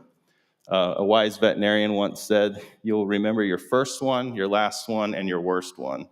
And I think this is important because if that was a bad experience 5 years ago, you're probably not going to be really excited about trying it again. But what I've seen in Santa Anita over the years is the veterinarians that have had negative outlooks on the fetlock arthrodesis have changed their attitude towards it, have been a little bit more willing to embrace it moving forward because they see the outcomes that we have. So I'm going to share just a couple cases with you real quick. This is what I would consider a very straightforward fetlock arthrodesis. The things that I like about this from a radiographic standpoint, you've got a large basilar lateral fragment of your sesamoid bone that you can incorporate in your repair. The sesamoid bones are generally where they belong. They're not really distracted, and there's minimal soft tissue swelling. So this is a typical repair. It's a little overwhelming when you see it for the first time, but and there's a lot of money in that leg with locking plates and cables, but this is a very stable repair. And this is the horse 8 months after surgery. The owner of this horse is actually using this horse for riding and is very happy with the outcome. The horse is not living on bute. You can see that this is what, for all intents and purposes, a very happy horse. Now, it took time to get there, but the outcome was very favorable. Here we have a more severe fracture. We've got a lateral condylar fracture and pastern fracture incorporated in this right hind breakdown. But the approach is relatively similar. Same thing, plate screws, little longer plate because of the fracture of the condyle and bit being a hind leg. But again, here she is a year later, and you'll see her running around the paddock. She does have a right hind mechanical lameness. That's not uncommon for these horses. It seems to be more pronounced in the hind than in the front. And so that's just because of her inability to move her fetlock and her flexor fetlock. So as an industry, we're very comfortable dealing with pain-associated lameness. We don't deal with a lot of mechanical lameness, but this filly is very happy and not on medication. So the several things that I've learned over the years, one is first aid at the track level is absolutely critical. Early on in my career, one of my biggest fears was blood supply issues to the foot. And it's interesting, if we look back at the ones we've done more recently as our first aid has significantly improved, that hasn't really been a complication that we've experienced very well. And that also, I think, is related to the good case selection that we have. One size does not fit all, and so you've got to be willing as a surgeon to pivot your approach. And I really use my sesamoid bones to dictate what technique I'm going to do. And then the final one is trust your repair. These repairs are solid, they're stable, and that results in a happy, comfortable horse post-operatively. This actually is a picture of a distal femoral plate that they use in people. I was talking with a friend of mine that's an orthopedic surgeon that uses this in people. And he was saying that when he puts this in a person, he makes them lay in a bed for 4 to 6 weeks. And he was just shocked that as horses, they stand up a couple hours after surgery. And because our repairs are so stable, we're able to get them out of casts earlier. I don't believe horses were designed to live in casts. And so historically, we've left them in casts for several weeks or months, but I will routinely take mine out of the cast at days after surgery. And as solid as this repair is, the horses do well, and we minimize the risk of the skin complications from horses living in casts. So I'll finish off by just talking about some of the myths. The first one is it's inhumane to put a horse through this type of surgery. From a purely medical and veterinary perspective, the fetlock arthrodesis procedure itself is not an inhumane procedure, and I think we all agree upon that. Now, does that mean every horse should undergo an arthrodesis? And the answer is no. I think we have to respect our owners and their opinions on the procedure. But what I can tell you is when I have an owner that is initially very reluctant to this, and you have to remember, their horse just broke down. There's a lot of stress, emotion going on right now. People tend to make quick knee-jerk reactions. But when I can pull that owner aside, I can share them the experiences that we've had, share them some of the data that we've accumulated in California, they're generally willing to have a little bit of a mind shift. And so I would just suggest, when the injury happens, hit the pause button, take a deep breath. We have historically been very quick to respond in terms of euthanasia when these injuries happen, but simply hitting the pause button, giving some time for everybody to get on the same page works well. I think one of the things we learned very quickly in this is we were very early on required everyone to do radiographs unless it was an open fracture or more than one limb was involved. And that gave us the time to make decisions slowly. You can euthanize very quickly. You can't take it back, but you take time to make those decisions slowly, and we usually get to the right one. I definitely agree. The next one is that they'll never have a good quality of life. And that's not what we've experienced when we followed our horses over the last several years. I have an Excel spreadsheet of every horse that I've done since we started doing the program, and I know exactly where they are, and I will routinely follow up with them, every 6 months and just say, how's this horse doing? Because at the end of the day, I didn't become a surgeon or a veterinarian to burden our industry with unwanted horses. I did it to provide value and an asset to our community. And when we took on this approach, we were very willing to say, if we get a year, 2, 3 years down the road and this is not working, we will stop, because there is a bigger goal in mind here. The other one is that you will do anything just to keep your numbers down. And again, that's not true. And I think that's reflected through a couple things. Number one, our success rate is right around 70%, and that's through good case selection. We are not unwilling to euthanize horses.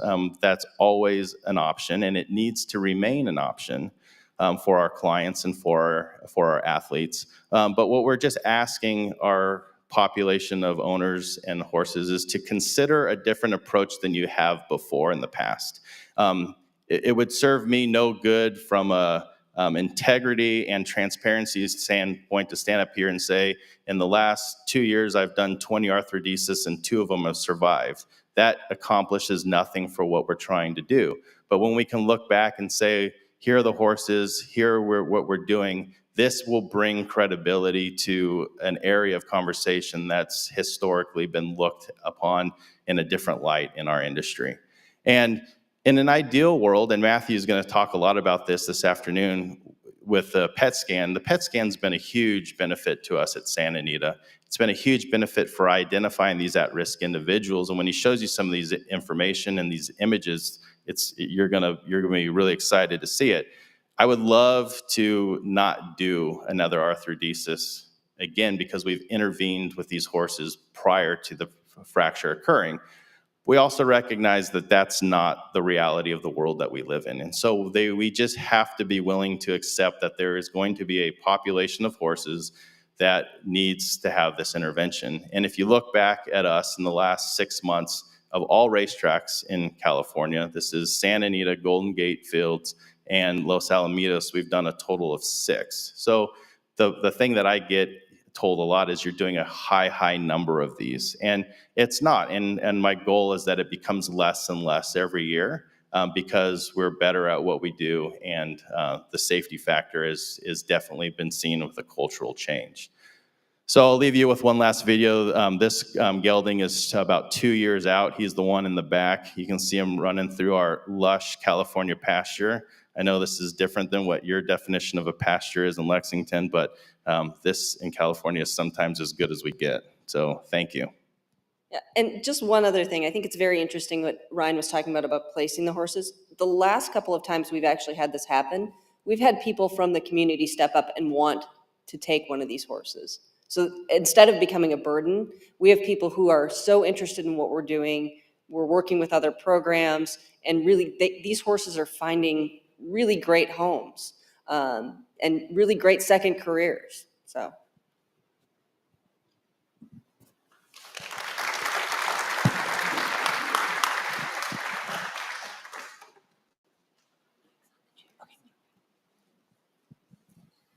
Thank you very much, Dr. Benson and Dr. Carpenter, and it is great to hear all the positivity that is coming out of California and the success with these initiatives.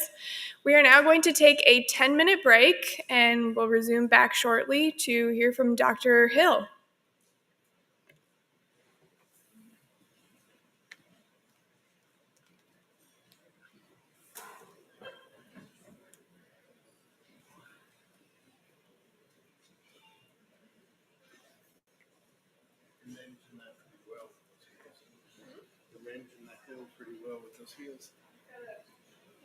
It's America's original sport, and no one covers it better than America'sBestRacing.net. From the sport to the lifestyle, the best races, horses, and destination venues, cocktails, gambling, fashion, and more. America'sBestRacing.net is a sport for you. Live it, love it, bet it.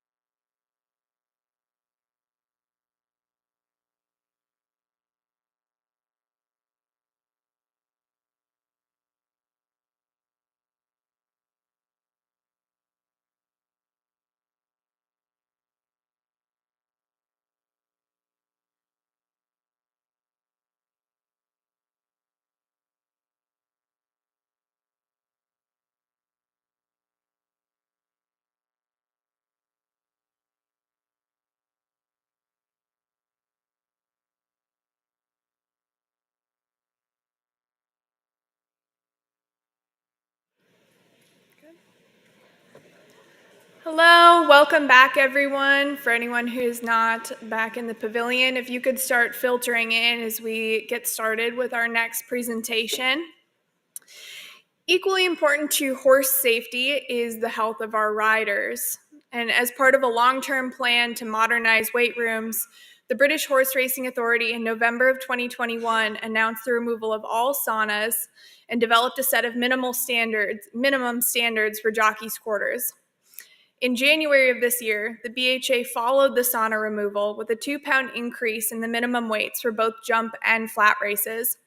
I'd now like to welcome Dr. Jerry Hill, Chief Medical Advisor for the British Horse Racing Authority, to discuss supporting our human athletes and present on jockey weights, well-being, and fitness.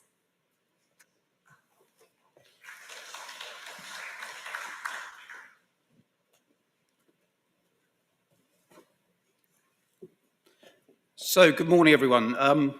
Thank you very much for that introduction, and my thanks to Jamie and the Jockey Club for inviting me all the way from London to come and talk with you today. I've got a few declarations for you. I think one of the first things to say is I'm sorry there's another Brit on the stage, so apologies for that. I'm also not a vet, so that really begs the question, what on earth am I doing here today? The other minor point, I actually haven't ridden a horse since I was 11, so don't judge me on that too much. So why am I here? I'm here to talk about the other athlete. That will be the human athlete, the jockey. And I'm just going to run through some comments so I can share the experiences we've had in the UK with you guys here, and hopefully there'll be some mutual learning. So GB racing involves an awful lot of stakeholders. I guess it's probably the same over here in the States as well. And there's a list of them here on the stage, on the screen here. And one of the interesting things about COVID, one of the many, many interesting things about COVID, is actually as an industry, we got together and we actually started to talk to each other better than perhaps we'd ever done before. And that's one of the things, hopefully, which will be a legacy of COVID, that we will continue to actually talk to each other rather than work in silos. So on the screen, as I say, there's a number of stakeholders there, and you've got these sort of operational ones at the top. So that's ourselves at the BHA, colleagues from the Professional Jockeys Association, the Injured Jockeys Fund, which are our main supporting charity to help with the injuries, colleagues from the RCA, and then we move into training with a couple of training colleges, and we actually have quite a lot of academic partners now because we certainly facilitate research in the UK into our jockey athletes.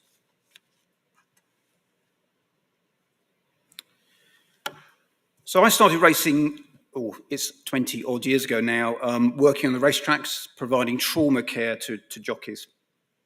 And in the run-up to the London 2012 Olympics, I retrained in sports medicine and started to work as a sports physician, both in football and continuing to work in racing. Sorry, when I say football, you probably know that's soccer. We call it proper football in the UK. So I worked in proper football, and I worked for proper football clubs, and I worked for the national squads. And I worked for the FA, and working at the FA, it was a very interesting experience because when you work for a national squad, actually, there are no limitations on resource. And so actually, what you want, you tend to get. And they were developing at the time this 4-corner model for training the developing athlete. So that was looking at the technical and tactical side of things, the psychological, the physical, and the social. And actually, to be honest, in the UK in the early years, we were pretty good at the technical and tactical. We were pretty poor at the physical. And this came to light. I brought a development squad to the US, and we were much better technically, but they walloped us. And they walloped us because they ran and ran and ran. And it occurred to me, actually, what we need to be doing is actually developing the physical side of our athletes and not just looking at the technical and tactical side of things. So translating that, we begin to think, well, actually, could we transfer this into racing? And at the time, I was relatively new into racing and naively thought, well, that's great, I'll go in and save the world. But actually, a lot of it was already happening. And you can see on here that these are the sort of subsections within that 4-corner model. Clearly, the stuff in the red box is all about football. But a lot of the other stuff really does apply to our jockey athletes. So we began to think about jockeys as athletes. And this was a bit of a shift because up until that point, jockeys were just jockeys. They were riders. They were jockeys. But as soon as you start to treat them as elite athletes, that brings a shift in mindset. And it begins a shift in mindset amongst them as individuals, but also amongst those who work around them. If you're an elite athlete, you expect and you deserve a certain level of support, whether that's strength and conditioning, physiotherapy, nutrition, psychology, the whole 9 yards. So changing the name actually became really quite a useful thing. At the time, I had a conversation with the English Institute of Sport about something called talent transfer. And we were looking about, okay, how do we get more jockeys coming into the sport? And the English Institute of Sport said to me, oh, that's great. Okay, just tell me what benchmarks do people wanting to become a jockey have to reach? It was actually quite a short conversation because we didn't have any benchmarks at all. I think I mumbled something, well, it'd be quite nice if they were able to make weight, but actually we didn't know much more about it. And so what's happened, and we still have it running, there's a PhD running at John Moores University in Liverpool called Defining the Jockey Athlete. And we're trying to work out what are the characteristics of a successful jockey. That's from a physical point of view, physiologically, psychologically. So that's work in progress. Clearly there's some stuff which is self-evident and actually are relatively unique to jockeys compared to other athletes. They're self-employed. They're single athletes. They're not a team sport, and that always makes it more difficult to train them, but there are plenty of other single athletes around. They have this, in the UK, this relentless schedule, not just from a racing and competition point of view, but actually they tend to hold full-time jobs as well, so they will get up at 5 o'clock in the morning, they will ride out, they will muck out, and eventually they might go racing in the afternoon. So that schedule, 363 days a year, is absolutely relentless. And it involves driving all over. Okay, it's not a very big country I live in, but actually, if you're driving several hundred miles for a single ride, it's a big country. And then there's the weight. Okay, weights. So I was always told if you do a presentation, try and get a picture of a cute animal into it. So here's my picture of a cute animal. But it's the elephant in the room. And I'm absolutely not saying that a jockey looks like an elephant standing on scales. But weight's a funny thing in racing because we talk about it a lot, and actually we don't talk about it a lot. And it's been a bit of an issue. During COVID, when we stood down for 6 weeks and we managed to get the racing going again, I had a conversation with a jockey who'd come back. And at the time, as we'd come to, we'd lifted the weights because of the absence of saunas. And I remember having this conversation with the jockey, and up until that stage, going into the changing room where the jockeys were was a bit of a scary event because they were usually not very happy people. And I went in there and it was actually a changed environment. And I was speaking to one of the jockeys and he was describing his definition of success. And prior to COVID, his definition of success was getting on the scales and making weight. It was not how he performed on the racetrack. It was not where he was placed in the race. Success was making weight. And I thought that was really sad for a professional athlete. And it's one of those things that we definitely need to address that. So what about weights? Where are we? Okay, so this is the story of minimum flat weights in the UK. And as you can see, we started at an incredibly low weight in the 70s of 7 stone, 7 pounds. And it has gradually crept up over time. And it goes up probably a couple of pounds every 10 years if you're going to average it out. And you can see that numbers are starting to appear in brackets on this slide. And they start to appear because this is the allowances that begin to become introduced for safety equipment. So these are extra weight allowed at scales. So this is not declared to the racing public. So 2012, there was an extra couple of pounds because back then we were using a level 1 body protector. I think you're still using in the States, so the Tipperary is a common example of that. And then in 2018, we increased it to a level 2, so a heavier body protector, and they got an extra £3 at scales, which is quite interesting because the body protector over time, as the technology has improved, the weight has actually come down. So actually your body protector gives you 1.2 pounds of weight. So there you go. You've already got a bonus there because actually you get more than you expect.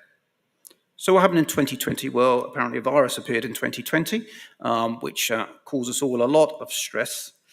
And one of the things we had to do at that point is to really nail down the infection control in race courses because we had the spectre that actually public health authorities said if we had a single case in an enclosed environment on the race course, everyone in that space would be quarantined for 14 days.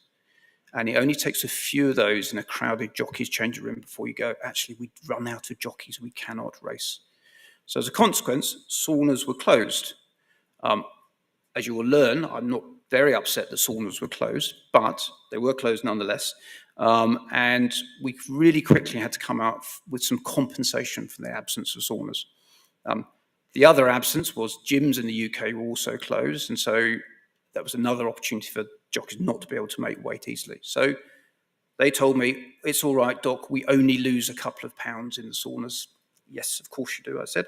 But nonetheless, that's what they said, and so a £3 weight allowance came in. So suddenly at scales, they were getting £6 extra. Three for the body protector, 3 for the absence of saunas and gyms. And that, in combination with the fact we restricted them to a single race meeting a day, was transformative for their attitude and well-being. So actually, COVID in that respect, lots of other troubles, but COVID in that respect was actually quite helpful to the jockeys. Now, latterly, we've been through another post-COVID debate about what we're doing about weights, and what you see on the screen is where we are now. So minimum weights across both flat and jump codes have gone up by £2, so 8 stone 2 for the flat and 10 stone 2 for the jumps. And we've arrived at an extra £4 personal allowance, which is given at scales. Now, that's all very well, but actually, if you look at the picture, jockeys do come in different heights, okay? And we apply the same set of rules regardless of your height. So if you just hold that thought, because that's something which is important.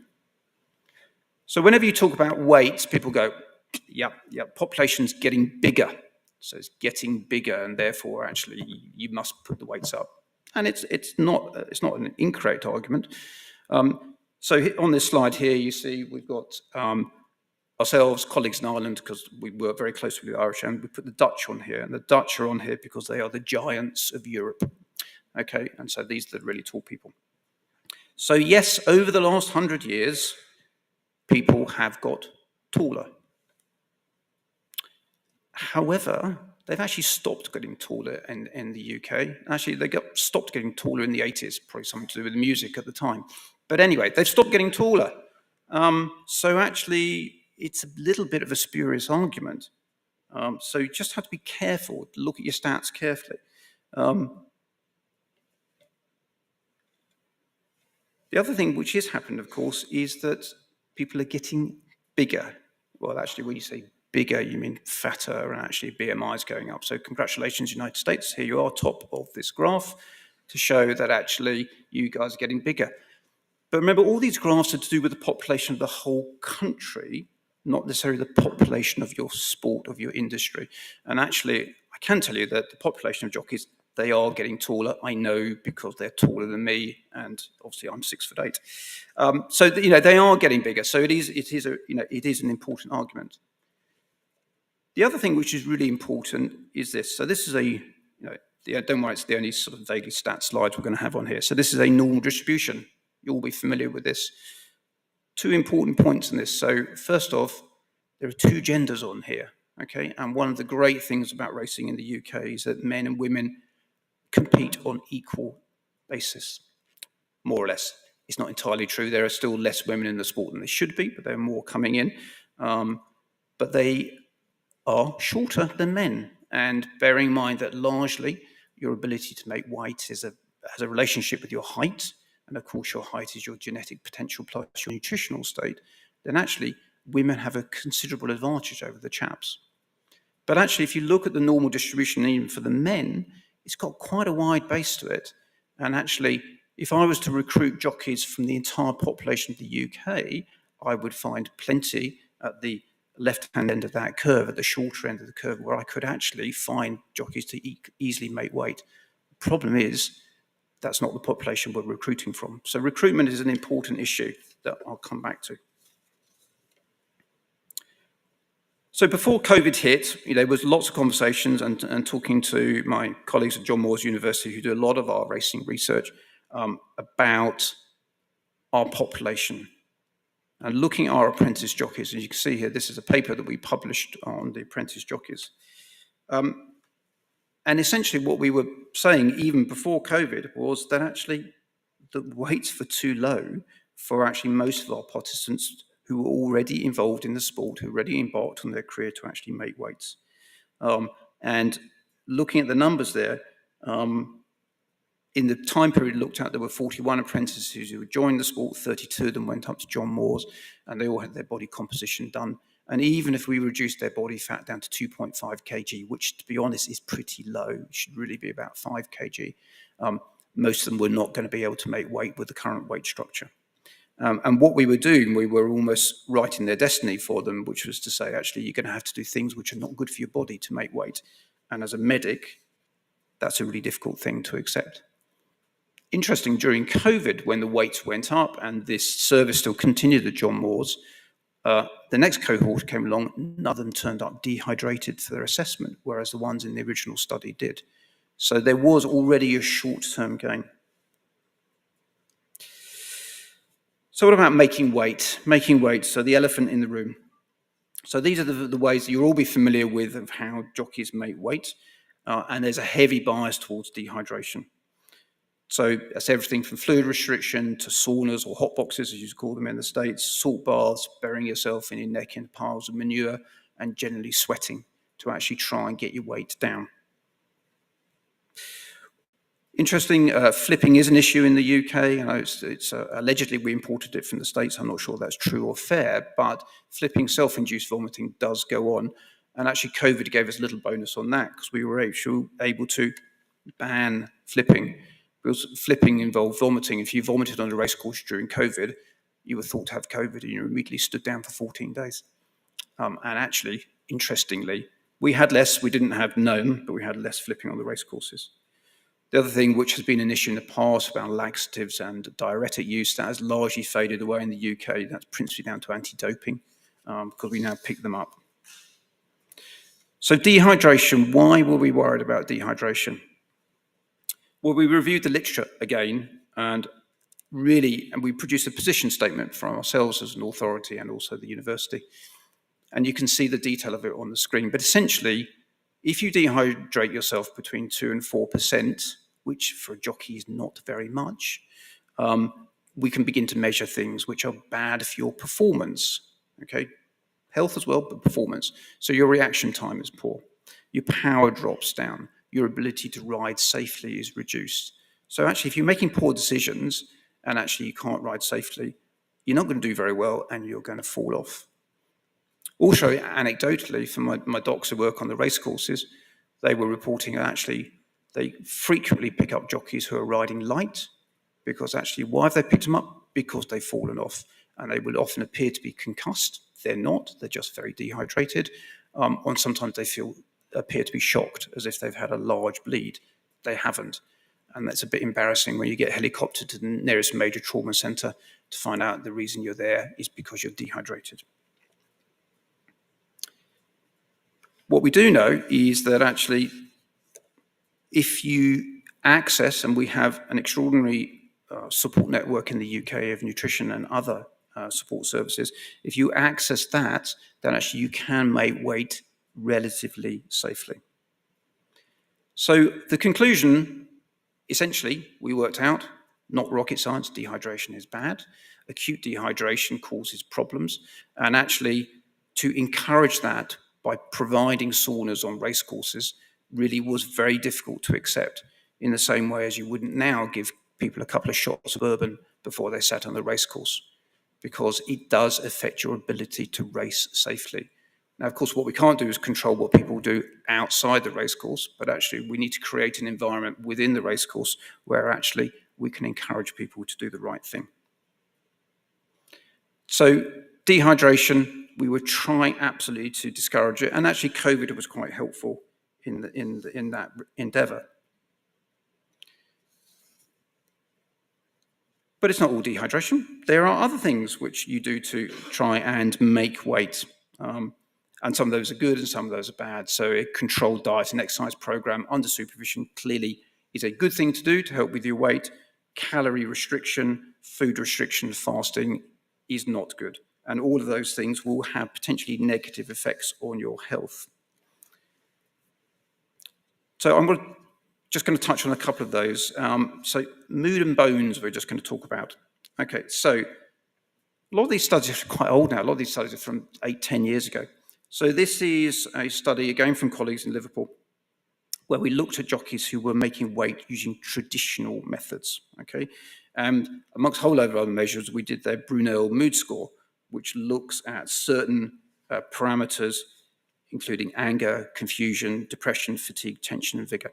And as you can see here on the graph, you've got 3 lines. You've got what you're aiming for, so that is the normal curve, when you've got low levels of the negative parameters and high levels of vigor. And then you've got the assessments done on flat and jump jockeys. And as you can see, that actually, particularly the flat jockeys, they had high levels of what you're not looking for, so the depression, the anxiety, and they had low levels of vigor and energy. And that's what really sort of echoed what common sense tells you, is because certainly as a doctor, if you pick up a jockey who's just fallen off a horse, they are not very happy people. If you drill down that to a bit more detail and actually go into formally looking at markers of mental health problems, again, this is a really top-level summary, but you can see here, so on this chart, green is good, red is bad, and orange is somewhere in the middle. And again, this cohort of jockeys who are actually having their mental health assessed, you can see that significant numbers of jockeys making weights in the traditional fashion had markers of problems with their mental health when you compare it to other weight-making sports and the general public at the time.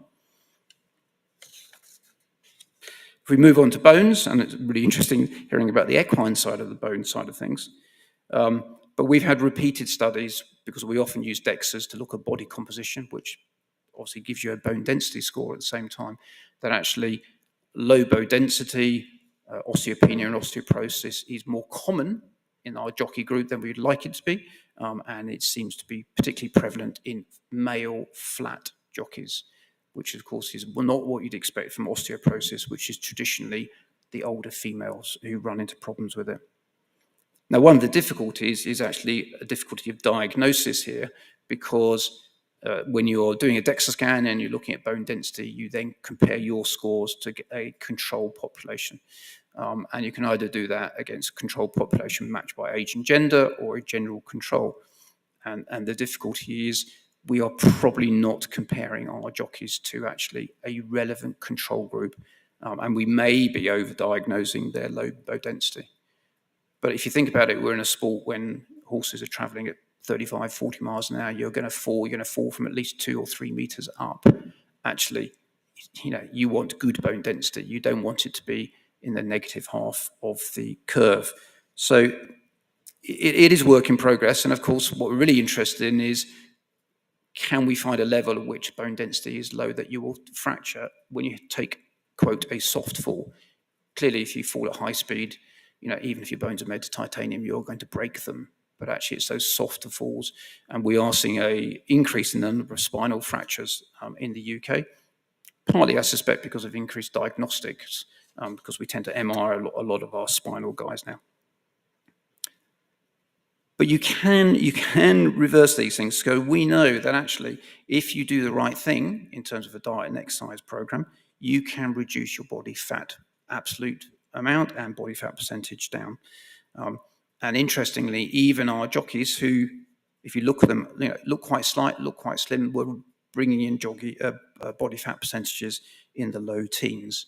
If you're a professional footballer, you want it 8 or 9%, and these guys were bringing in, 14 to 16%. So you can get it down. And again, we know you can get it down in this group because we've done studies on it. And there was a study where we looked at giving jockeys a controlled diet. So the diet, their food was delivered. It was a high protein diet. They ate 6 times a day. They were not hungry. They were not dehydrated. And surprise, surprise, they got their fat mass down. But they preserved muscle bulk, which is always the big issue, that if you do rapid fasting, you lose muscle bulk and you lose muscle strength. And also, their mental health scores improved as well. So if you're well-fed and hydrated, then actually it's good for your well-being in the broadest sense. The difficulty is that a lot of these guys still have a slightly unusual arrangement with the food. Not quite, in many cases, heading towards a formal eating disorder, but we do see more of that than we'd like to. So the challenge is this, that we have a level, an individual threshold below which you can't reduce your weight any further without actually incurring risk. So what are we actually going to do about it? What could be done about it? Okay, so number one, this is the one we've effectively done so far. So we raised the weights and we promote methods other than dehydration. So this is what COVID gave us an opportunity to do. But we know that every time you raise weights, you enter this honeymoon period where it's great for a while, but then eventually you're going to have to do it again, hence that stepwise increase in weights. Other couple of options are looking actually at individual minimum weights, and some countries require these now. So colleagues in Ireland and France will require this. So you are set a minimum weight as a jockey based on some equation, and that might be based on body composition, where actually you're not allowed to ride below that weight. And that's, in theory, great. And introducing and actually running that would be really quite challenging, because you would potentially, at a stroke, remove the opportunity for lots of current riders, current jockeys to ride at weights they've been riding at for years. So scientifically sensible, a challenge to introduce. And then the other things I alluded to earlier is looking at the recruitment side of things. We probably need to be looking away from our current population to recruit from elsewhere. So back to dear old COVID. Okay, so COVID came to an end. I know because Boris Johnson told me COVID had come to an end. And he had some parties in Downing Street to celebrate the end of COVID, which was great. So we then had to reach a point where we're going to have to get rid or rename the COVID £3 allowance as it become known by then. So with all these things, in GB racing, we all meet, we have lots of people get together and people present their point of view. The Professional Jockey Association consulted their members and actually had a really significant response rate, and 180 responses from their members, which is well over half of their membership, was pretty extraordinary. And the thing about it is that actually the jockeys generally had felt better through this time. And as I say, that was partly because they were no longer dehydrated using saunas, but also because they had one meeting a day. Some were still using dehydration themselves, and the split there is that 30% of them were using it once a week and 10% were dehydrating every time they raced. But the vast majority felt better. Small number wanted saunas back, and a large number said, yeah, we're happy without saunas returning as long as we carry on with the status quo. So carry on with the weight allowance, but also we'd like the food to be better, which was slightly unkind because the food had been improving, but we'll come back to that. And also we'd like some warm-up areas, which was a policy which was already in its sort of early stages. From the BHA point of view, I presented the medical evidence, which is basically dehydration is bad. Can we please avoid it? Work out some other way of doing it. And of course, raising the weights was part of that. And my sense was to actually roll the COVID allowance over and rename it in some fashion was the sensible thing to do, at least in the short term. Colleagues in the racing department then looked at the performance side of things, because there was always a concern that actually, was the horse performance reduced in some way? And they looked at the percentage of runners beaten by rank in handicap races across jump racing, hurdles, and on the flat, and actually found no discernible difference in the 3 years prior to COVID and the year of COVID. So actually, horse performance was not affected. The handicappers were very pleased because actually these are all handicap races, and the spread, as you can see in the handicap, is very tight around the 50% mark, which is what they were aiming for. So horse performance not affected. And for the vets here in the audience, which of course is most of you, we asked the vets what they thought, and they said, actually, we can't see any problem with this increased weight. And this is, of course, at which point everyone goes, well, actually, when they're riding out, they carry someone who's 10.5 stone anyway. But of course, right, it's an important part. National Trainers Federation consulted their members. There was some concern from them because actually when a horse doesn't do well, it's quite an easy thing to identify that's because it was carrying more weight than you wanted them to carry. So there was some horse trading over that. And what we came out with initially, despite some of the recommendations from many of us, was actually that the minimum weights would go up by £2, and the allowance scales would stay the same at £3. So if you cast your mind back, previously they had a total of 6 at scales, and now jockeys were given a total of 5 at scales. And surprisingly, that actually didn't go down terribly well with the jockeys, actually, because they said, well, actually, we think we'd asked for one thing, and you've given us something slightly different here. And to be fair, this was a full consultation process, and I guess it's one of the lessons we learned, that actually sometimes people are given the opportunity to give an opinion, and often they don't. And when there's a decision made that they don't agree with, then they give their opinion, by which time this full process had gone through. So it was really quite difficult. However, one of the things that had come out of COVID is actually we learned to talk to each other.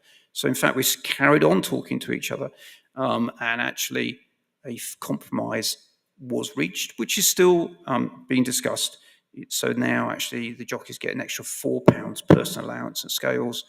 All the weights have gone up by £2. So by my maths, 2 plus 4 equals 6. So it hasn't changed. It has a bit, if I'm being honest with you, because previously the weight was at scales and wasn't beforehand. And that is an important difference for the jockeys. But with this dialogue still going on, and we've got some more meetings coming up. So the saunas have gone, and we now have a total of £6 weight allowance for that. So the other thing they were asking at the jockeys was, we'd like better food on the racecourses. So that was a bit unkind, because actually we'd been working hard with a policy on better food on the racecourses for some time. And racecourses are obliged to follow some diet programs which has been set up. They are inspected against them. To be fair, it had slipped during COVID. And actually last week I had a phone call about Doncaster Racecourse. Oh, sorry, I shouldn't mention the name. But actually I had a complaint from one of the jockeys that the chips were soggy. I said, that's interesting. I don't care that they're soggy. I care that there are chips on the menu, because that's not part of the program. But there you go. Okay, so it is coming along. We have really good support from a nutrition team. Around the UK, we have 3 Injured Jockeys Fund rehab centres, which are state-of-the-art physio-run rehab centres, and nutrition teams work out of there, and John Moores University. The nutrition team will visit each of the racecourses in the UK to help development of food, and they also go to training colleges, racing school, to actually teach jockeys. And they teach jockeys how to shop, they teach them how to cook, and they teach them how to actually follow a good diet. So there's a lot of sport out there, but dehydration is still embedded in the psyche, I'm afraid, of many jockeys, so that's work in progress. The other thing that's happened is that, as mentioned in the introduction, we've now got this very large rebuilding program in all racecourses in the UK. So over the next couple of years, they're all having to reconfigure their facilities, and that's to accommodate, great news, increasing female jockeys, because at the moment female jockeys probably get 2 foot square of changing room, and the males get something like 30 foot square. So there's going to be a balance there to allow more female jockeys. We've also have to introduce areas for safeguarding, so that's for the under 18s for change. And from my point of view, we are going to be getting warm-up areas, mini gyms, if you will, as well as enhancing rest areas and canteens. As part of that program, colleagues at the Injured Jockeys Fund, there's a chap called Danny Haig, who is really pushing a lot of the strength and conditioning programs. So he's devised this RAMP program, which is a warm-up program for jockeys racing on a race day. So gone are the days when warm-up for a jockey was actually reading the racing post and having a fag. They're actually going to start behaving like athletes from other sports, I hope. And so there's a list of minimum equipment that racecourses are going to have. There's a minimum area of the warm-up area. So there will be some warm-up bikes, some free weights, some pulley systems, some TheraBands. So it's going to be very exciting if you find that sort of thing exciting. So we're really looking now increasingly at the physical profiling of our athletes. So coming back to the earlier comment when I said I didn't know what the attributes of a successful jockey were, we're working on that now. And so what we're trying to do is to learn more about our participants, and physical profiling days take place at the Injured Jockeys Fund centres. And we're doing that for 2 reasons. One is for the sport, so we can learn about the demands of the sport. We can understand the career pathway, and also can we try and deliver a healthy jockey into retirement, because retirement's a really challenging area for most sports. And then at the individual level, to identify gaps in their performance, to try and support them in their training, because it's our belief, if you're robust, if you're stronger, if you're fitter, you're faster, you're actually going to perform better, but actually you're going to have less injuries, partly because you're probably going to fall off less, but actually when you do fall off, the way you impact with the ground and how you subsequently rehab is going to be improved if your basic fitness is better.